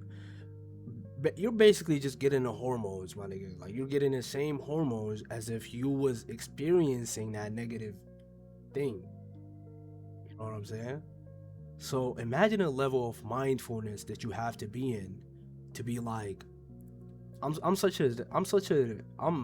in a such peaceful place and state of mind right now that I don't even want to mess it up by adding these chemicals into my system.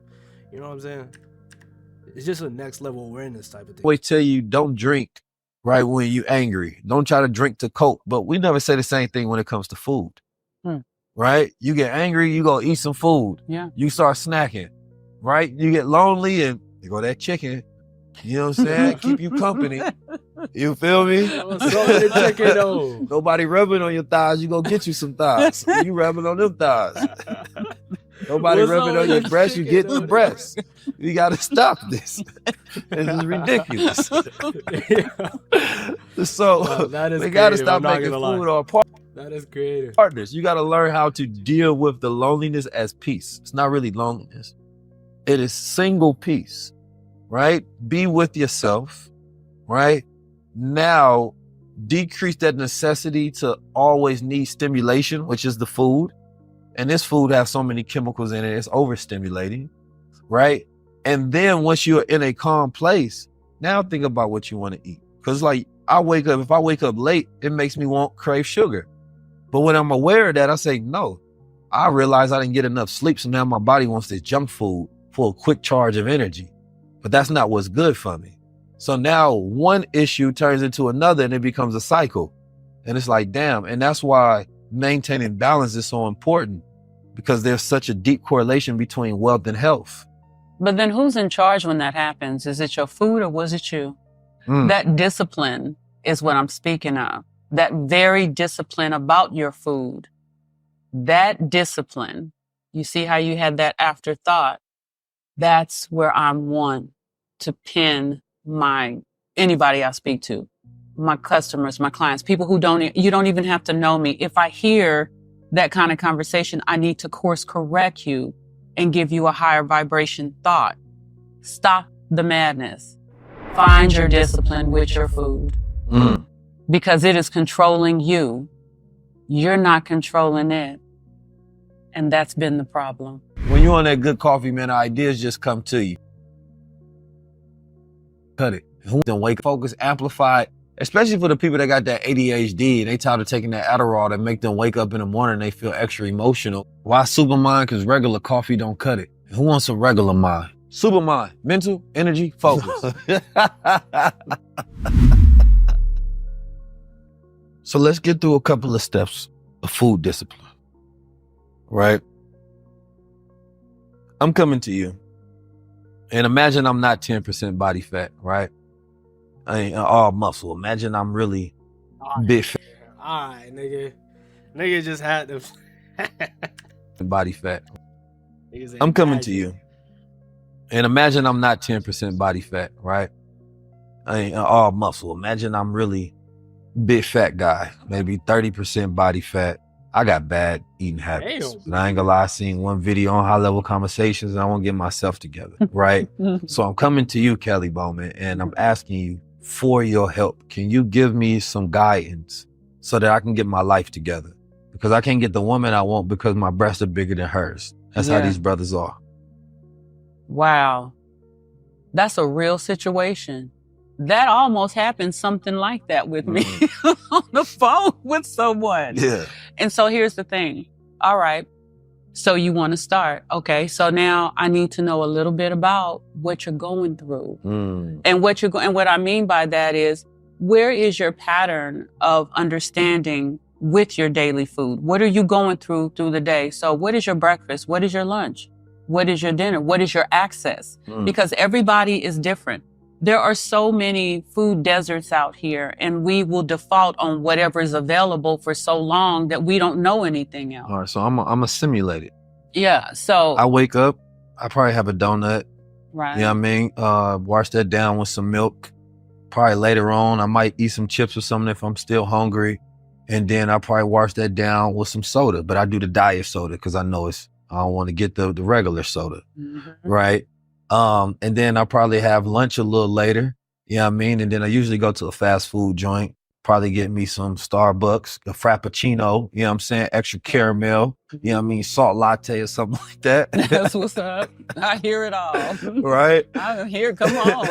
Give it to Then I'll me. probably go grab me a turkey sandwich because I'm trying to be a little healthy. Yeah. You feel me? But I'll get the bacon on there. I get the bacon on the sandwich as well, just for a little fat, just mix that up. Yeah. You know, then give me a little yogurt on the side, you feel me? Because I got to eat some kind of health. Put some kale on top and then we'll make it alkaline kale, maybe you or feel something. me? And then I eat a little sea moss with that as well. I got a little sea moss pudding, you feel me? And then later on, I probably get me a steak or something, you know what I'm saying, with some mashed potatoes and some asparagus so I can balance out my food groups. Plants and then and proteins, I probably eat okay. a cheesesteak after that, you feel me? Because I got a little sweet tooth that I got from my pops. So where did I go wrong? My question is, where did you go right? We have breasts. So we see everything that you've been doing in this routine of food has proven to be that your hips are bigger than mine. Your breasts are bigger than mine. So we clearly see what your understanding of food knowledge is. The lack of education on food is a serious thing. And this is why I want to keep talking.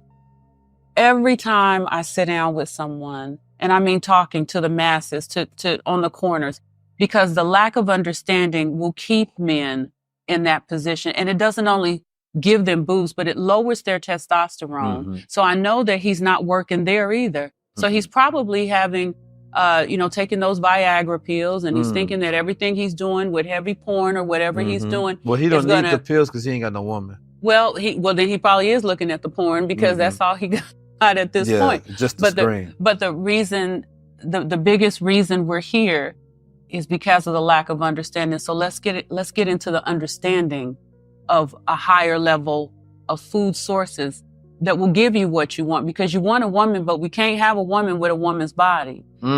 So we're going to have to take away a couple of things. That's facts, though. We're going to have to meet in the middle. We're going to have to meet, the minds have got to meet, because there's something you want that you're not giving yourself. So the question is, why did you give up on yourself? Why are you hurting yourself? Tell me why you are abusing yourself. Well, because these women out here, man, they act like they don't want a man. They want somebody that got six figures, and you know what I'm saying, that's unrealistic out here, and they super woman this, and they act like they don't want a real man. And so sometimes I just be by myself eating, and I ain't got nobody to cook for me at home. Nutritional abuse is something that I really have a problem with when it comes to anybody talking to me, Keith. Because you can tell me that you want to love this woman, but you don't even love yourself. There's nothing you could do for her. And these are the conversations I have. So you gave me a real life situation, because when your estrogen raises as a man, you can get breast cancer. Did you know that was a thing? So this is why I went to nursing school. You see, we go all the way back. This is why I want to continue talking, because anatomy and physiology of a Black man's body is something that is awesome. But when you turn on it, and that's an abomination of nature, it shows up in breasts. Yeah. So forgive yourself. What about all these fat kids? Well, Like, do you think that a parent, because I know a lot of people with a lot of big kids. I mean, I'm talking about big chubby monsters. yes. Right? And they just let them just keep growing. You know what I'm saying? Look like them plump chickens that they put the They say plump chickens, bro. Yo, this nigga, bro. let them people with a lot of big kids. I mean, I'm talking about big chubby monsters. Chubby right? monsters. And they just let them just keep growing. You know what I'm saying? Look like them plump chickens that they put There you go. They just keep getting bigger and bigger like little balloon bodies. So should the parent allow their child when they're younger to just, eat whatever you want to, and then they can grow out of it later on when they decide? Because it's almost like how you would say, let a kid. It's that 1 to 7 I was talking about. Kid be a kid. Let them have their snacks. Let them do whatever they want to. And they get mad when people on the internet judge their little chubby monster. You know what I'm saying? But as the parent, they feel like, well, I'm big and I turned out okay. Right? So what's wrong with my child being a little chubby monster? Well, because that abuse that I'm talking about just got passed down to your child. That chain of abuse is now, you are seeing it show up. That trauma that you had is now showing up in your children. So is that okay for you to kill your kid? Is that okay for you to abuse? Somebody needs to come in and take your child from you, because it doesn't have to be physical abuse that you give to your child. Are you loving your child, or are you just allowing them to exist with this trauma? That's a valid question. Damn, that's real. I do think that is real. Parenting should definitely be looked at in that scope, especially when a child is young, because you control all their eating habits. There it is. So that's not them having bad habits. That's you feeding them and giving them your habits, because they're eating with you. So they're developing the same patterns. So I think that, yes, bad parenting does start at the kitchen table. It does. Right? You're either healing your child or you're killing them. Right? And, I remember when I was younger and we'd have our fast food days. Right? I used to be a vegetarian when I was younger. I grew up in Oakland where it was at Your Black Muslim Bakery. But I grew up at a time where, they had gluten-free and vegan options like way before veganism was a thing. I know for sure. Yeah. So fresh fishes and foods. Like I grew up in a bakery where we had rolled the dough, the bread was fresh, the pies was fresh, everything was fresh. I stole so much food from there, it made no sense. W self-snitch. You feel me? But we'll still have our fast food days, but that fast food wasn't the same. Those fish fillet sandwiches from McDonald's wasn't the same as the fish that they're using now. That's right. Right? Like if you go to another country and you eat Kentucky Fried Chicken, in Africa, those was real local homegrown chickens. It's not the same as when you're in America eating that. That was when the hormones came and different laws had passed and they start injecting those things to keep up with the demand as well. And they was want to decrease overhead, which increases death. So, I can understand, implementing them sometime when you were younger and then having to break that out. Because for our generation, there was a time where so many people just quit McDonald's and never went back. Right? It was just, wait a minute, what is it I was eating? Oh, you don't know? Well, I'm never going back. And there's still a lot of people who eat McDonald's. They now have a vegetarian McDonald's. But when I was younger, my mother was a vegetarian and my sister was too. And for some reason, I decided I wanted to at a very young age. But what happened was we had a KFC day, right? So, and they used to smell good back in the day with the barbecue chicken and the biscuits. Oh my God, with the honey barbecue packs. That's when it was real. With the butter. Oh, that butter melt fast. And they had the coleslaw and everything and the family in there eating. And I'm over here vegetarian. So here's the I remember sneaking the chicken when everybody was watching TV in the next room, eating under the table the barbecue chicken. And I just had this moment like, bro, what are you doing? Like, I don't even have to be vegetarian, so why am I hiding? You are where you are behind the decisions you make. And here's what I feel, because there's no judgment. Do I feel like everybody in the world is a vegetarian that talks to me? Do I feel like that this is the way that everybody does? No, let's throw that out. Let's be honest here at this table. If 90%, let's just say even 80% of what you eat, you know what is the source, you know what you're doing. then your body can take care of the rest of the 20%. Yeah. I don't understand how we miss that. You can have an alkaline diet, but if you should happen to leave this country, which I was talking to a client recently about that, if you decide to leave and you decide to partake in moderation of something, you don't think that your body is able to deal with that, then you don't believe in you yet. Trust is a big thing. You have to trust yourself. You got to know yourself, because I know for definite, when you make decisions of that sort, your body can do what it needs to do. So that one little chicken meal is not going to change the structure of what your body can do, because it has taken care of you up to then. It's going to continue to, and it's already highly functioning very well. So it can do what it needs to do.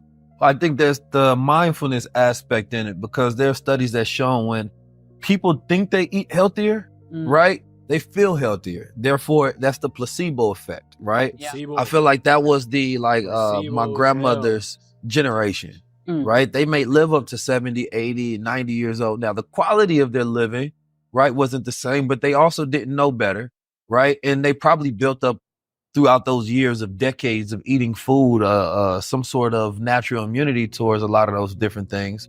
But also, she died of cancer and high blood pressure and diabetes and a whole bunch of other stuff we didn't even know until after, right? So they did the blood test and told her she was suffering with all of that.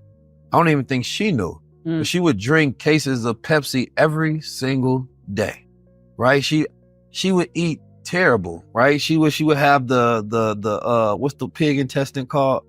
The chitlins. Yeah, I'd never come over when they was cooking the chitlins. You had to leave when they was doing that. But that's the reality. There's people that still eat that, and everything our ancestors done, right, wasn't good. I ain't gonna lie. Right? There's so many traditions that we need to completely just get away from and destroy and never go back to.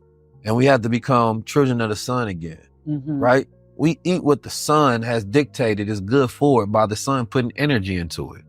Not these things that were grown in labs, right? And because that the industry of food has become so large that they have to put chemicals in it to serve the masses just so it can be preserved from one place to another.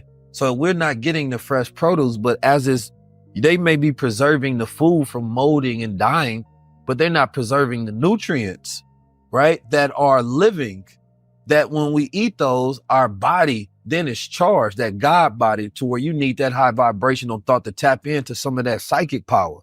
You may need that for some of that intuitive power. So when we talked about their zombies, yeah, most people eat like zombies. They eat dead flesh only, right? They eat nothing living, and they only crave dead flesh, and the parasites in them crave the dead flesh, right? So they think that that's what you like. No, that's what the worm in you likes, right? And that worm is now having control over your brain, telling you, let's get more sugar, right? And so now that is going towards your spending habits. But when I was in Japan, they got a 4 to 5% rate of obesity. 4 to 5%. I ain't see one big person, not a sumo wrestler out there. You know what I'm saying? As soon as I got to the airport, we was about to leave. I see this big old security guard. I said, damn, I'm back in America. But they had the elders could stand up for hours.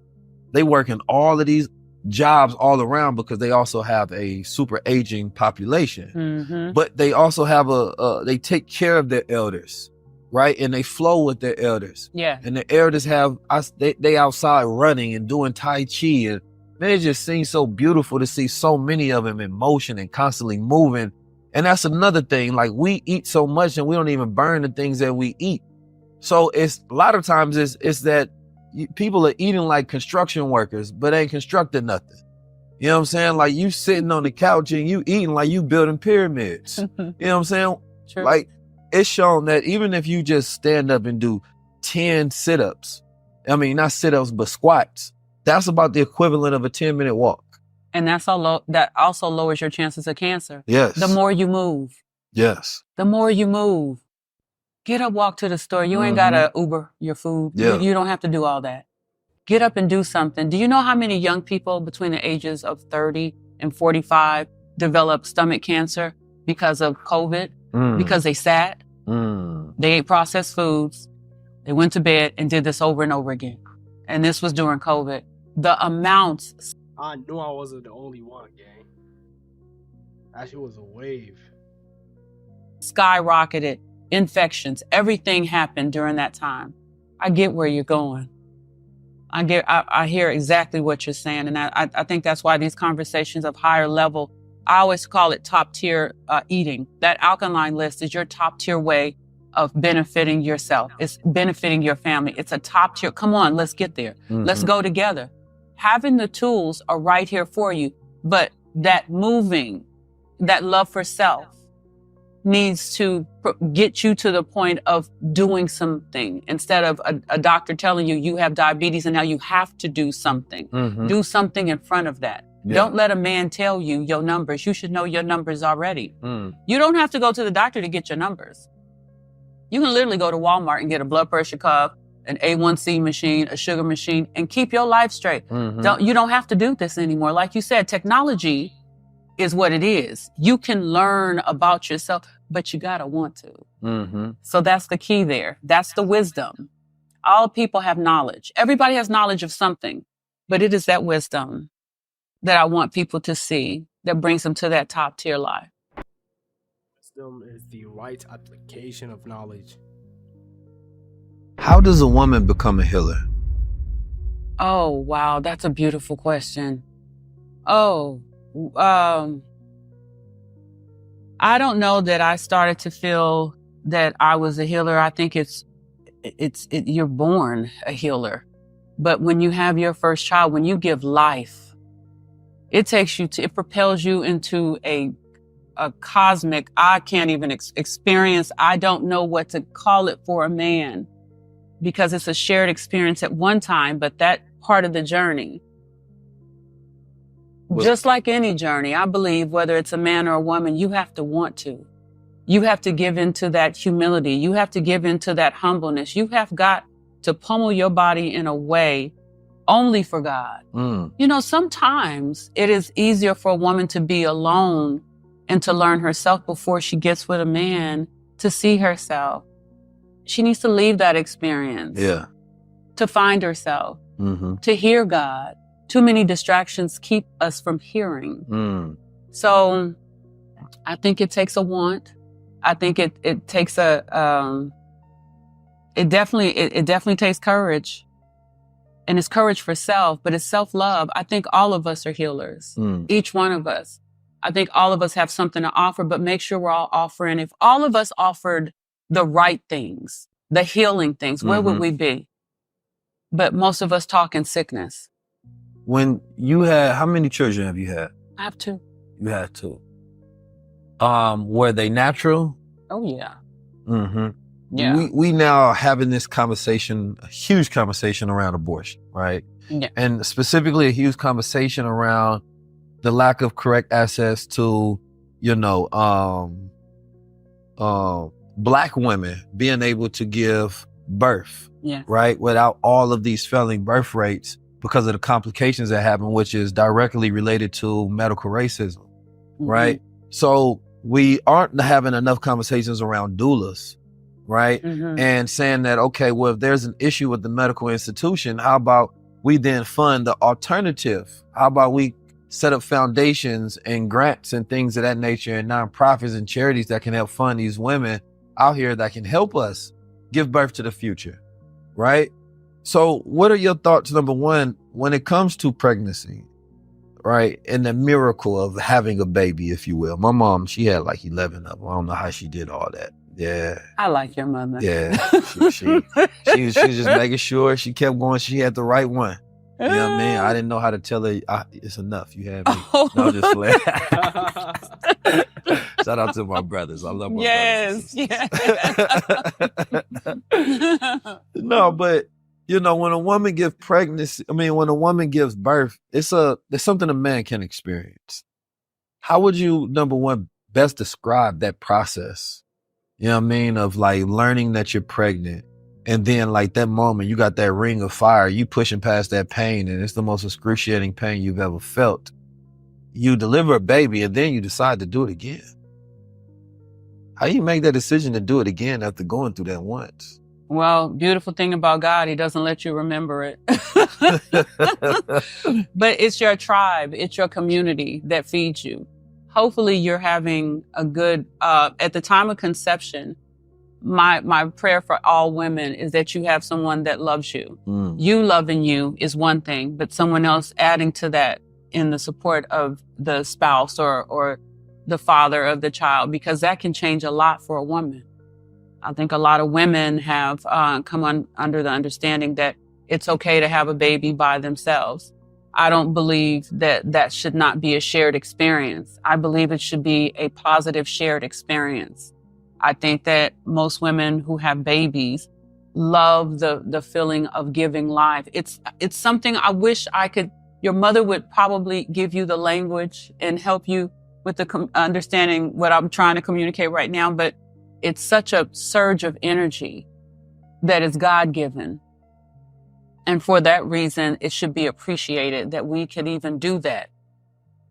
You know, that we could bring life. We should have a sister circle around each woman. So doulas, shout out to all of them because they're awesome. I was at a birthing center with a doula, my first child in my 20s. My husband was right there and I was having the baby standing up because gravity is a whole thing.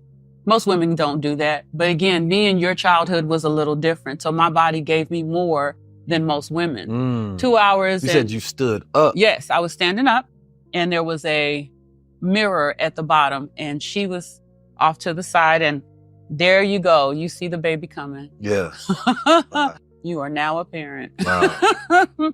Parenting starts way before that baby gets there, but that journey, because it's more of the woman. I understand that on that baby's day of birth, that's that date for that baby and we celebrated by a birthday, but actually that was that mom's journey. My mom used to share with me that on the day you were born, it was this time and this is what we were doing and this is what happened. And she is very clear. She was very clear with talking to me about the day I was born. But that was my mama's journey. And I love hearing it. And that's a love that I couldn't explain that she had for that moment. So when you ask me, I remember how she delighted in that day and that journey was difficult, but she had the courage to do it.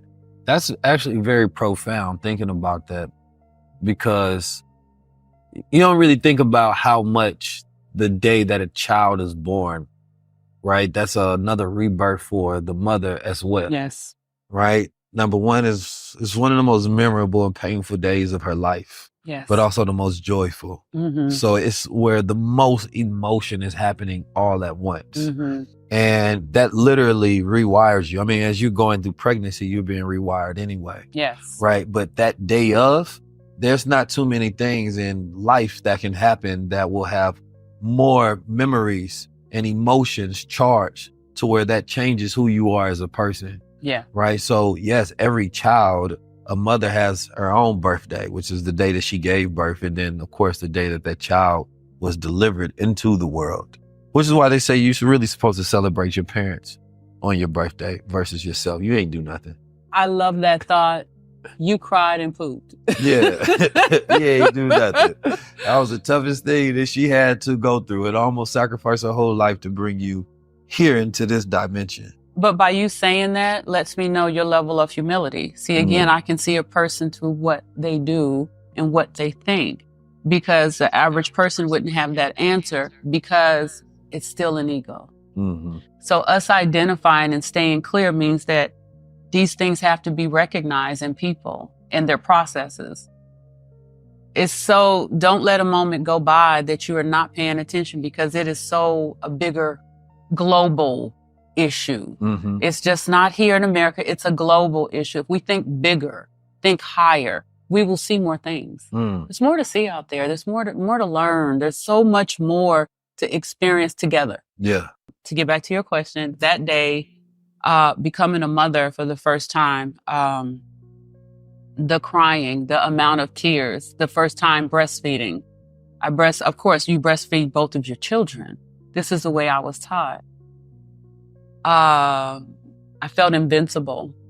I can not only have this baby, I can feed this baby. I will be feeding this baby what?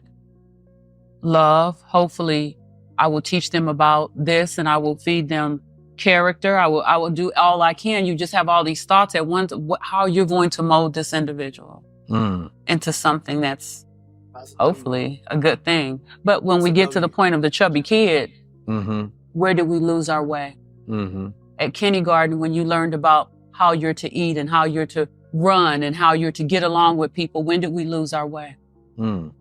There are just thoughts in life that I look back and I go, where did we stop learning the routine of positivity or progression in ourselves? When did we find the couch to be such a comforting place? The bed to be such a comforting place and not conversations with each other.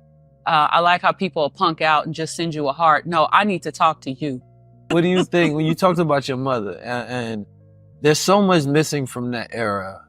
It feels so long ago, right? When you think about where the world is today, right? Like, what do you think is different from like your grandmother and your mother's time, right? That wisdom, their practices, right? Their way of thinking and doing versus where we are today. My mom, I believe, had such a large amount of pride. They were a proud people back then. And I really appreciate that she taught me a lot through her raising us, through her era. Now, remember, they're not going to raise you in your era. They're going to raise you in their era. So I learned to appreciate those times when you want to say something, but you shouldn't. Those times when, you know, things are going wrong and you want to be animated about something, but you got to reel this back in and deal with it the right way. One of the things at that time in my mom and my dad's life, because they both died in their mid-80s, was about where the healing came from. And back then, there were more farms. There were more herbalists. They didn't call them that in the country, but there were more farms. See, my mom came from the country. My father came from another country. Yeah. So, but healing's still the same. So in their era, you know, your local herbalist was the doctor. In my mom's era, you go to that garden or the house down the street, she's going to put together something that's going to make you feel better. Yeah. So I know that, and so going to the hospital, there was a lot of problems with that part altogether. Having babies was at home.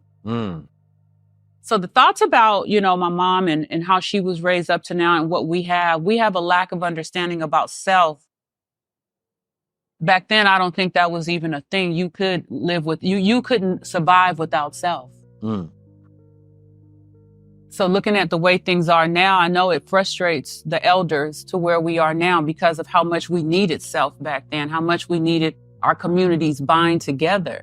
You know, there's such a division. There's so many divisive things out here. It's kind of interesting. But then again, there's a bittersweet time where we all get together on the internet. There's things that we agree upon and disagree, and we can have conversations, hopefully.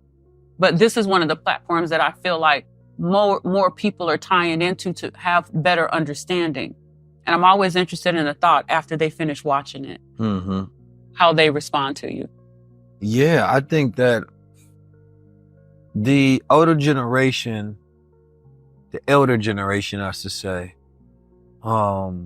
especially pre-1960s, was a very radical generation.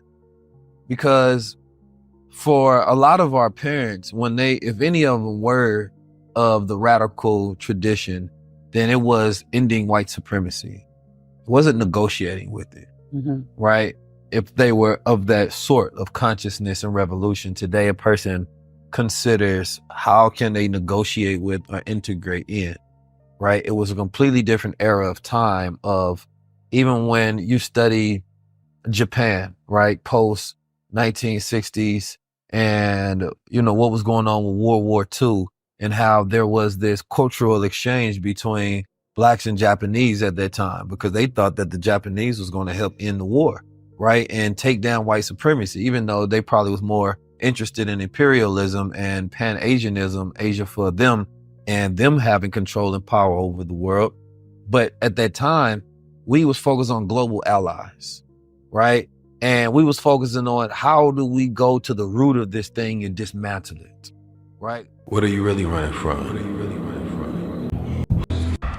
People are always talking about our ancestors died for this and that, but we never talk about how our ancestors died for farming practices, right? We never talk about how our ancestors died for, you know, you go back to 1917, I believe, when they had the silent parade, and that's when they was protesting some injustices of some brothers that was killed by police officers, and they was explaining that, wait a minute, the way that we protest, we ain't got to say a word. We gonna show up and show you who we are.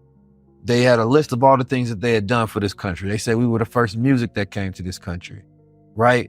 They said that we were the first ones that was shedding blood when it came to the war, right? They were saying that we haven't tried any assassinations on the president, right? They were saying that we have 10,000 nurses here. We have clergymen. We have engineers. We have railroad workers. We have all of these different people. And then they had held up signs that said we have 50,000 or 500,000 acres of farmland worth 500 million, right? He basically saying that, you know, the government's job is to provide opportunities and get our way because of all we've done for this country. But at the same time, we're here to save ourselves, right? And the protest felt like also something that we were speaking towards the rest of us, saying that this is what we have. This is what we can magnify. If we focus on governing ourselves versus getting something from this government that we know was never constructed for us in the first place.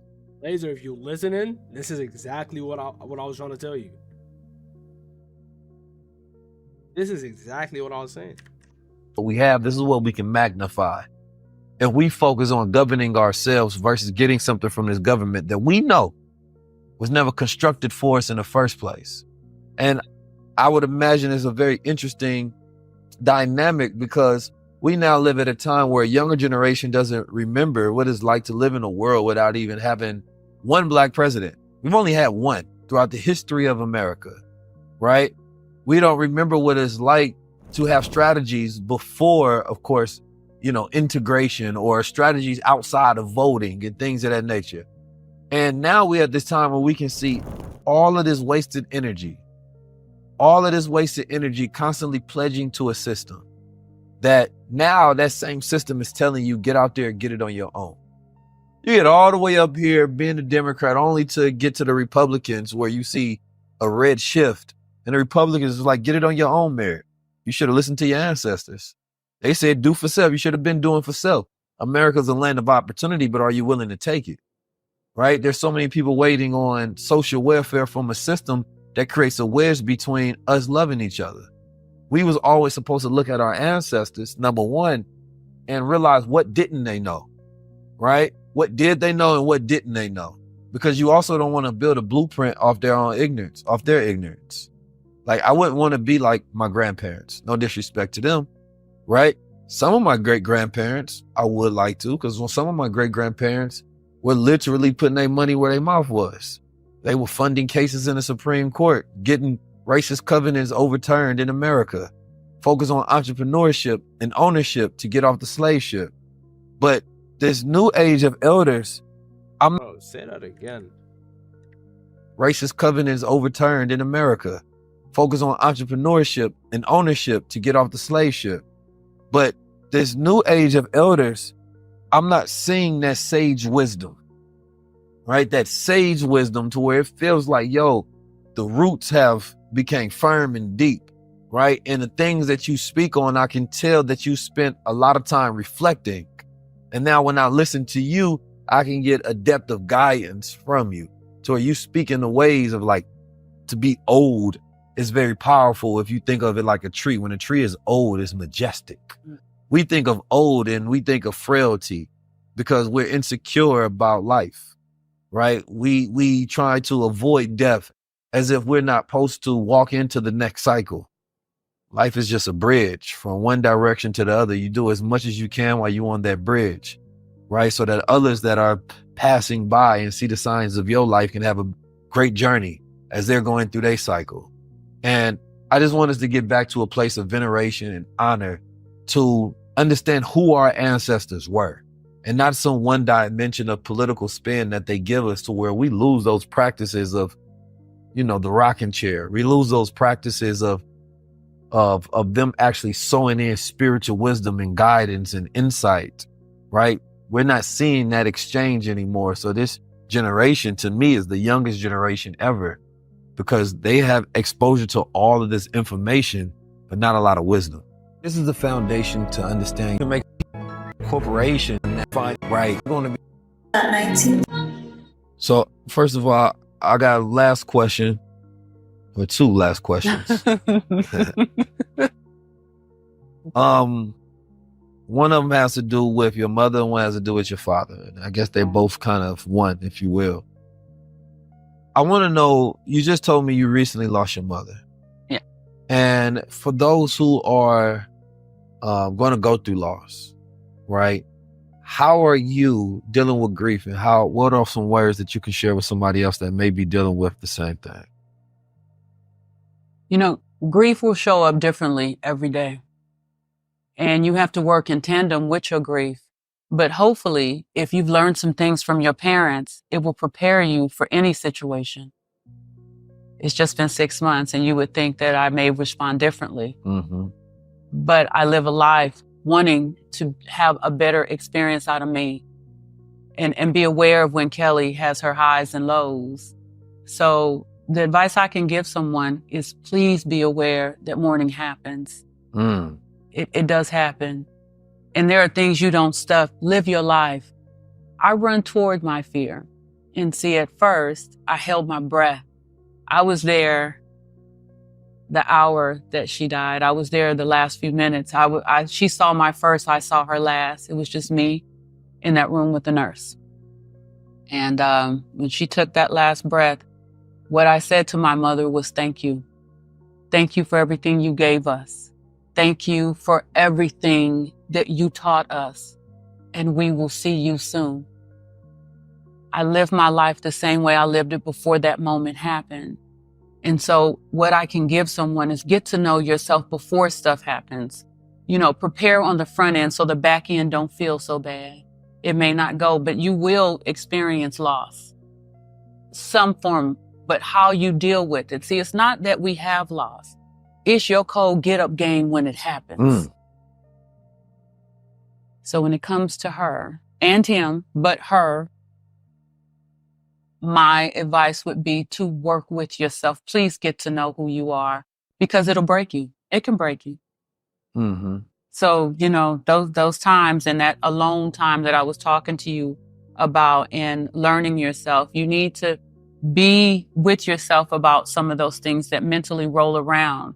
And hopefully you're not turning to food or drugs or different things, because that'll never get rid of it. That'll never even help it. I've seen people do that. Bad things happen and they turn to bad things. This is a perfect time to think about a course correction and what they would want to see out of you. What did they see out of you? I know what my parents saw out of me because I wanted to know, because I asked them. So love yourself. Mm. And love is a behavior, so behave yourself. Mm. That's deep. Oh my God. That's powerful. You got one more question. Yeah.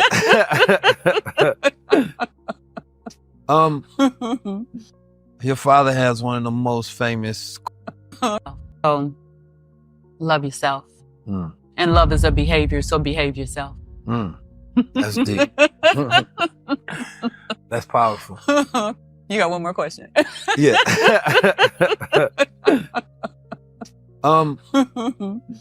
Your father has one of the most famous court cases.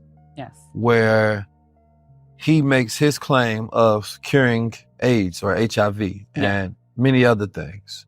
Do you believe that your father cured AIDS and HIV? I was there. This was in New York. The case happened. Funny you should say that. One of the things that I like my truths being my truths. I can't speak for any other family member, mothers, nobody but Kellie. And what I'll tell you is, for those who were there, we went through that with him.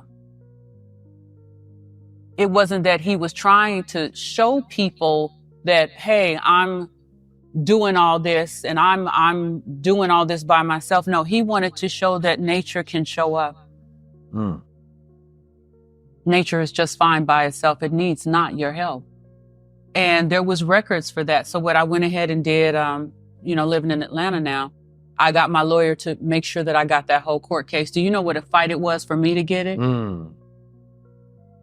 That is my Bible to my freedom of truth. According to my family, we talk about our ancestors, and you said those roots that you were talking about, our ancestors being those roots, that is the founding of my roots, because this is the body of work, of behavior, of what work does at that higher level. So I have that court case. I love that court case, and I'm grateful that my father walked through that journey because he taught me how to walk. That's I keep it close to me. But when I got all those papers, it took us a while to fight to get it. It cost a little money to get it, but guess what? That's my truth. That is part of my legacy. So I love that court case. Is that open to the public? They can try to go get it, but it's going to take you a minute to get it. Will you share it to the public? I have shared it. Oh, okay. Like, so I did Invest Fest where, and when we were there, I brought it with me. I had it encased. And I brought it so whoever walked by my booth saw it, because I wanted people to know that I'm very proud of it. If he wasn't my father, I'd still be proud of it. Me and him had that conversation. Would we still like each other? Would I still know you if you weren't my father? I think I would. Yeah. Did y'all ever do shrooms together? How did you know? No, I'm kidding. I'm kidding. Couple of insiders. No. Who you been talking to? Got my sources. Keys, wasn't nobody there. Was you there? I was in the ethers.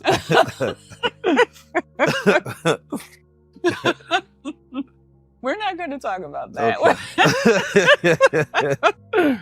That's fine. Well, I want to thank you for coming on the show, and I appreciate the conversation. I think, we need more conversations about healing. It's we're in such a detriment and imbalance in society. We need more healers. We need more people that speak up, that step out there, that go against the traditional standards, right? And that are knowledgeable, that people trust, right? That can give people guidance through their process. Because a lot of the healings, you can give people and tell them what to eat and what to not to eat, but navigating the mind, navigating their traumas and their spirit, right?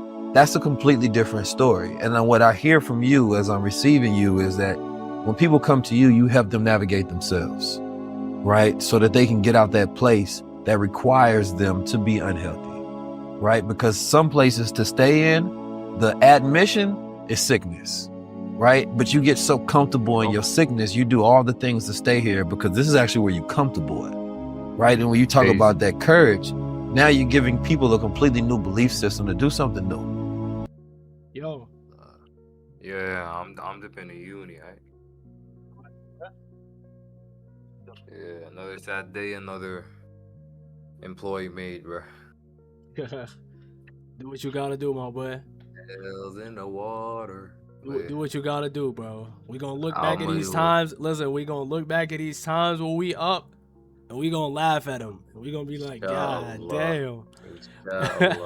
Yo, it's gonna be jokes, that's bro. Gonna be, please make it before we hit our 30s, dog. Cause I don't know how long I can convince my family, bro. Just trust the process, bro. Just trust yourself and trust the process and trust Allah, bro. He got you. You know what I'm saying? 100%. We always trust Allah, bro. Never lose faith in Allah, kids. Let's keep going, bro. All right, man. I'm gonna set up that donation. I'm gonna send you some peas and that. All right, my boy. That's love, gang. Of course, we gotta support the mandem, bro. W Mandem in the top, man. Of course. Inshallah, you'll win, bro. See you. Have a good one. Appreciate you, bro. Have a good one, bro. Shady. And on this side, now you're giving people a completely new belief system to do something new. And on this side, there's energy, there's love, there's peace, there's enlightenment, right? So I hear that you're giving people the mindfulness of health, right? Not just the physical regiment. It's that emotional guidance. And so for me, that's what I hear as you and your type of healing as you deliver people from the darkness to light. So thank you. Thank you for hearing me. You know, most women can't say to a man, "You hear me. I was heard today." And I thank you. Thank you for sharing. Thank you for being here. 19 keys, and this is high-level conversation. That was beautiful. Tap in with the God. Okay, that question is general, and I'm going to answer it the best way I can. So, a full body detox on an adult is one that is it has to do with removing those things from the body's experience, such as the caffeine, the meat, the processed foods, the sugars, in a way that the body will understand. For some people, it needs to be done and cut out all the way right now because there may be a sickness or challenge going on.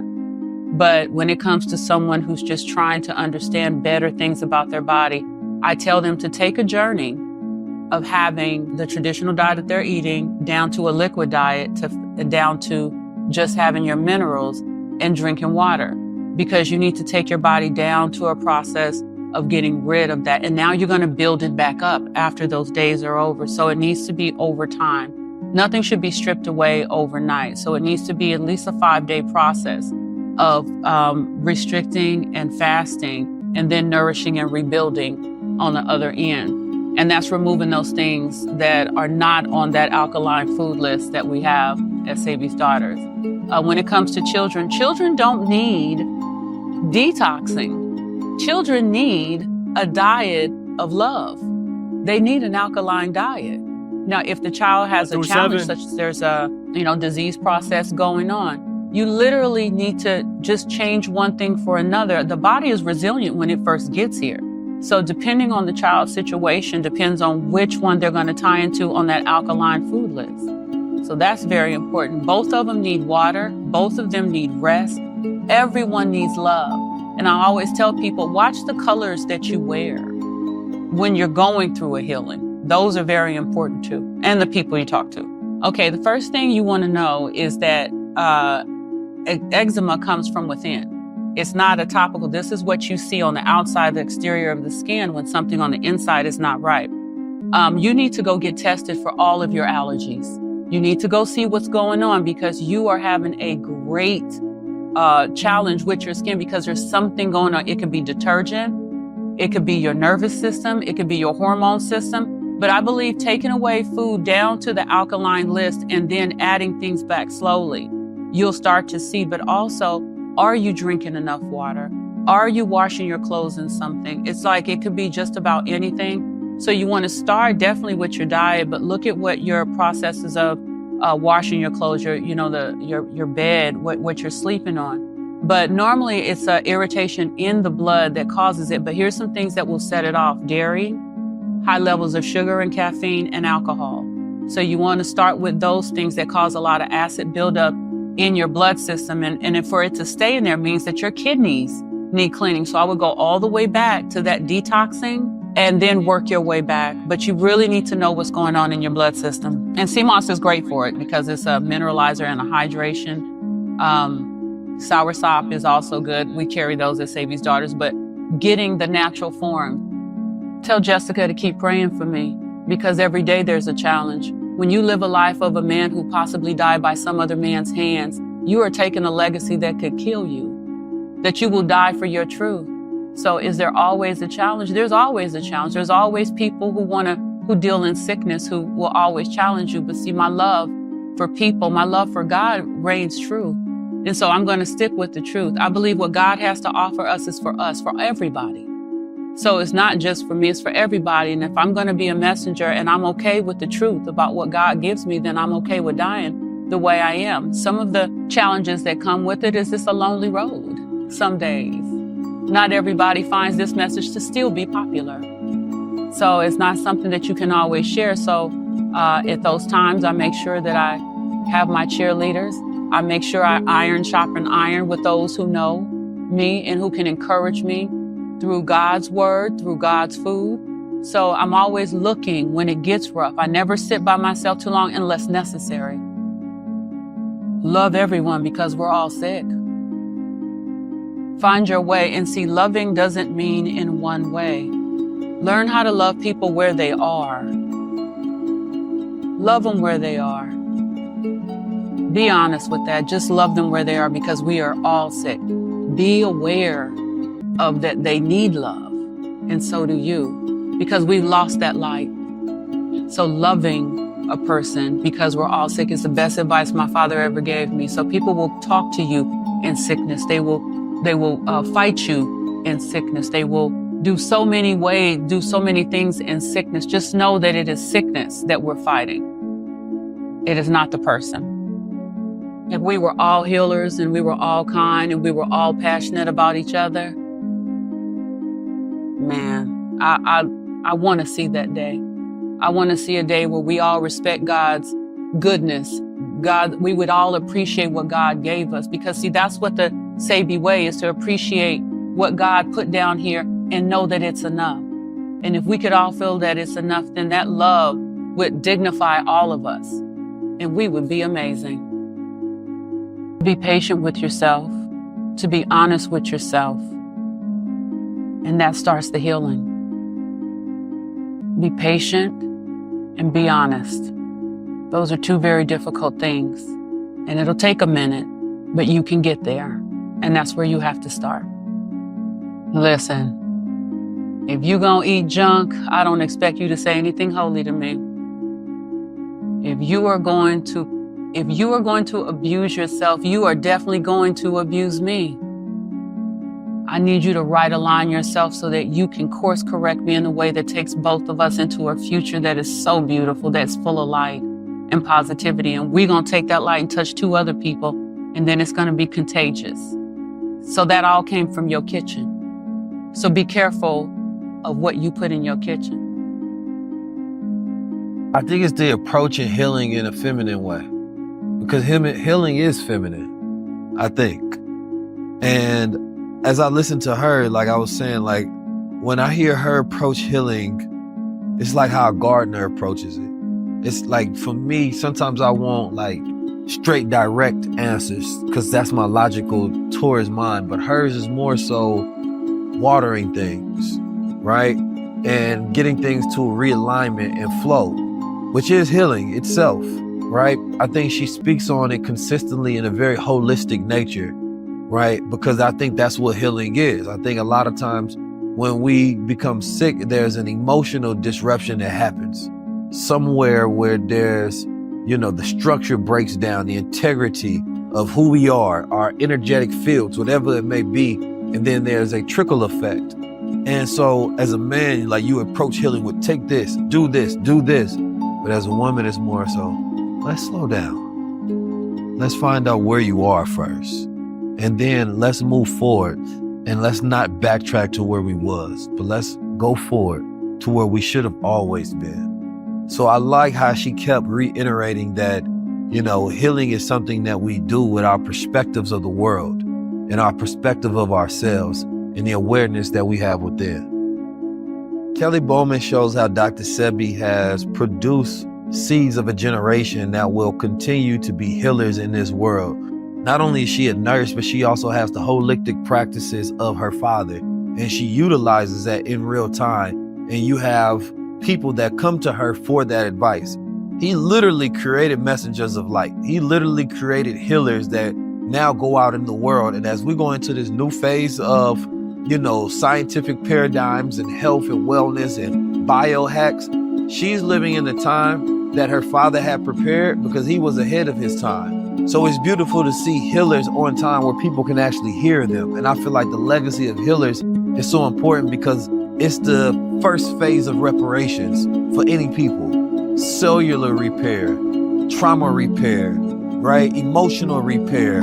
Like, I think that it's so powerful what Dr. Sebi left behind. He left behind 20 plus kids with the courage, right, to go out there and try to heal the world like their father did. W. Sebi, man. 19 keys, above 19.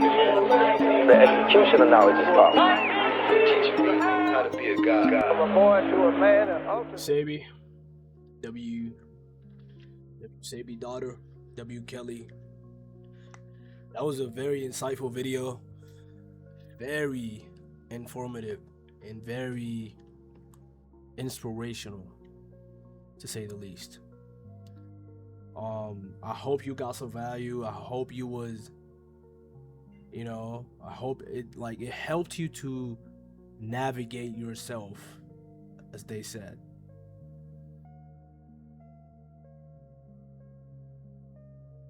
Yeah, just keep living, man. Till next time, THC is a Secret Takeover. Get with the program or get left over. It's simple.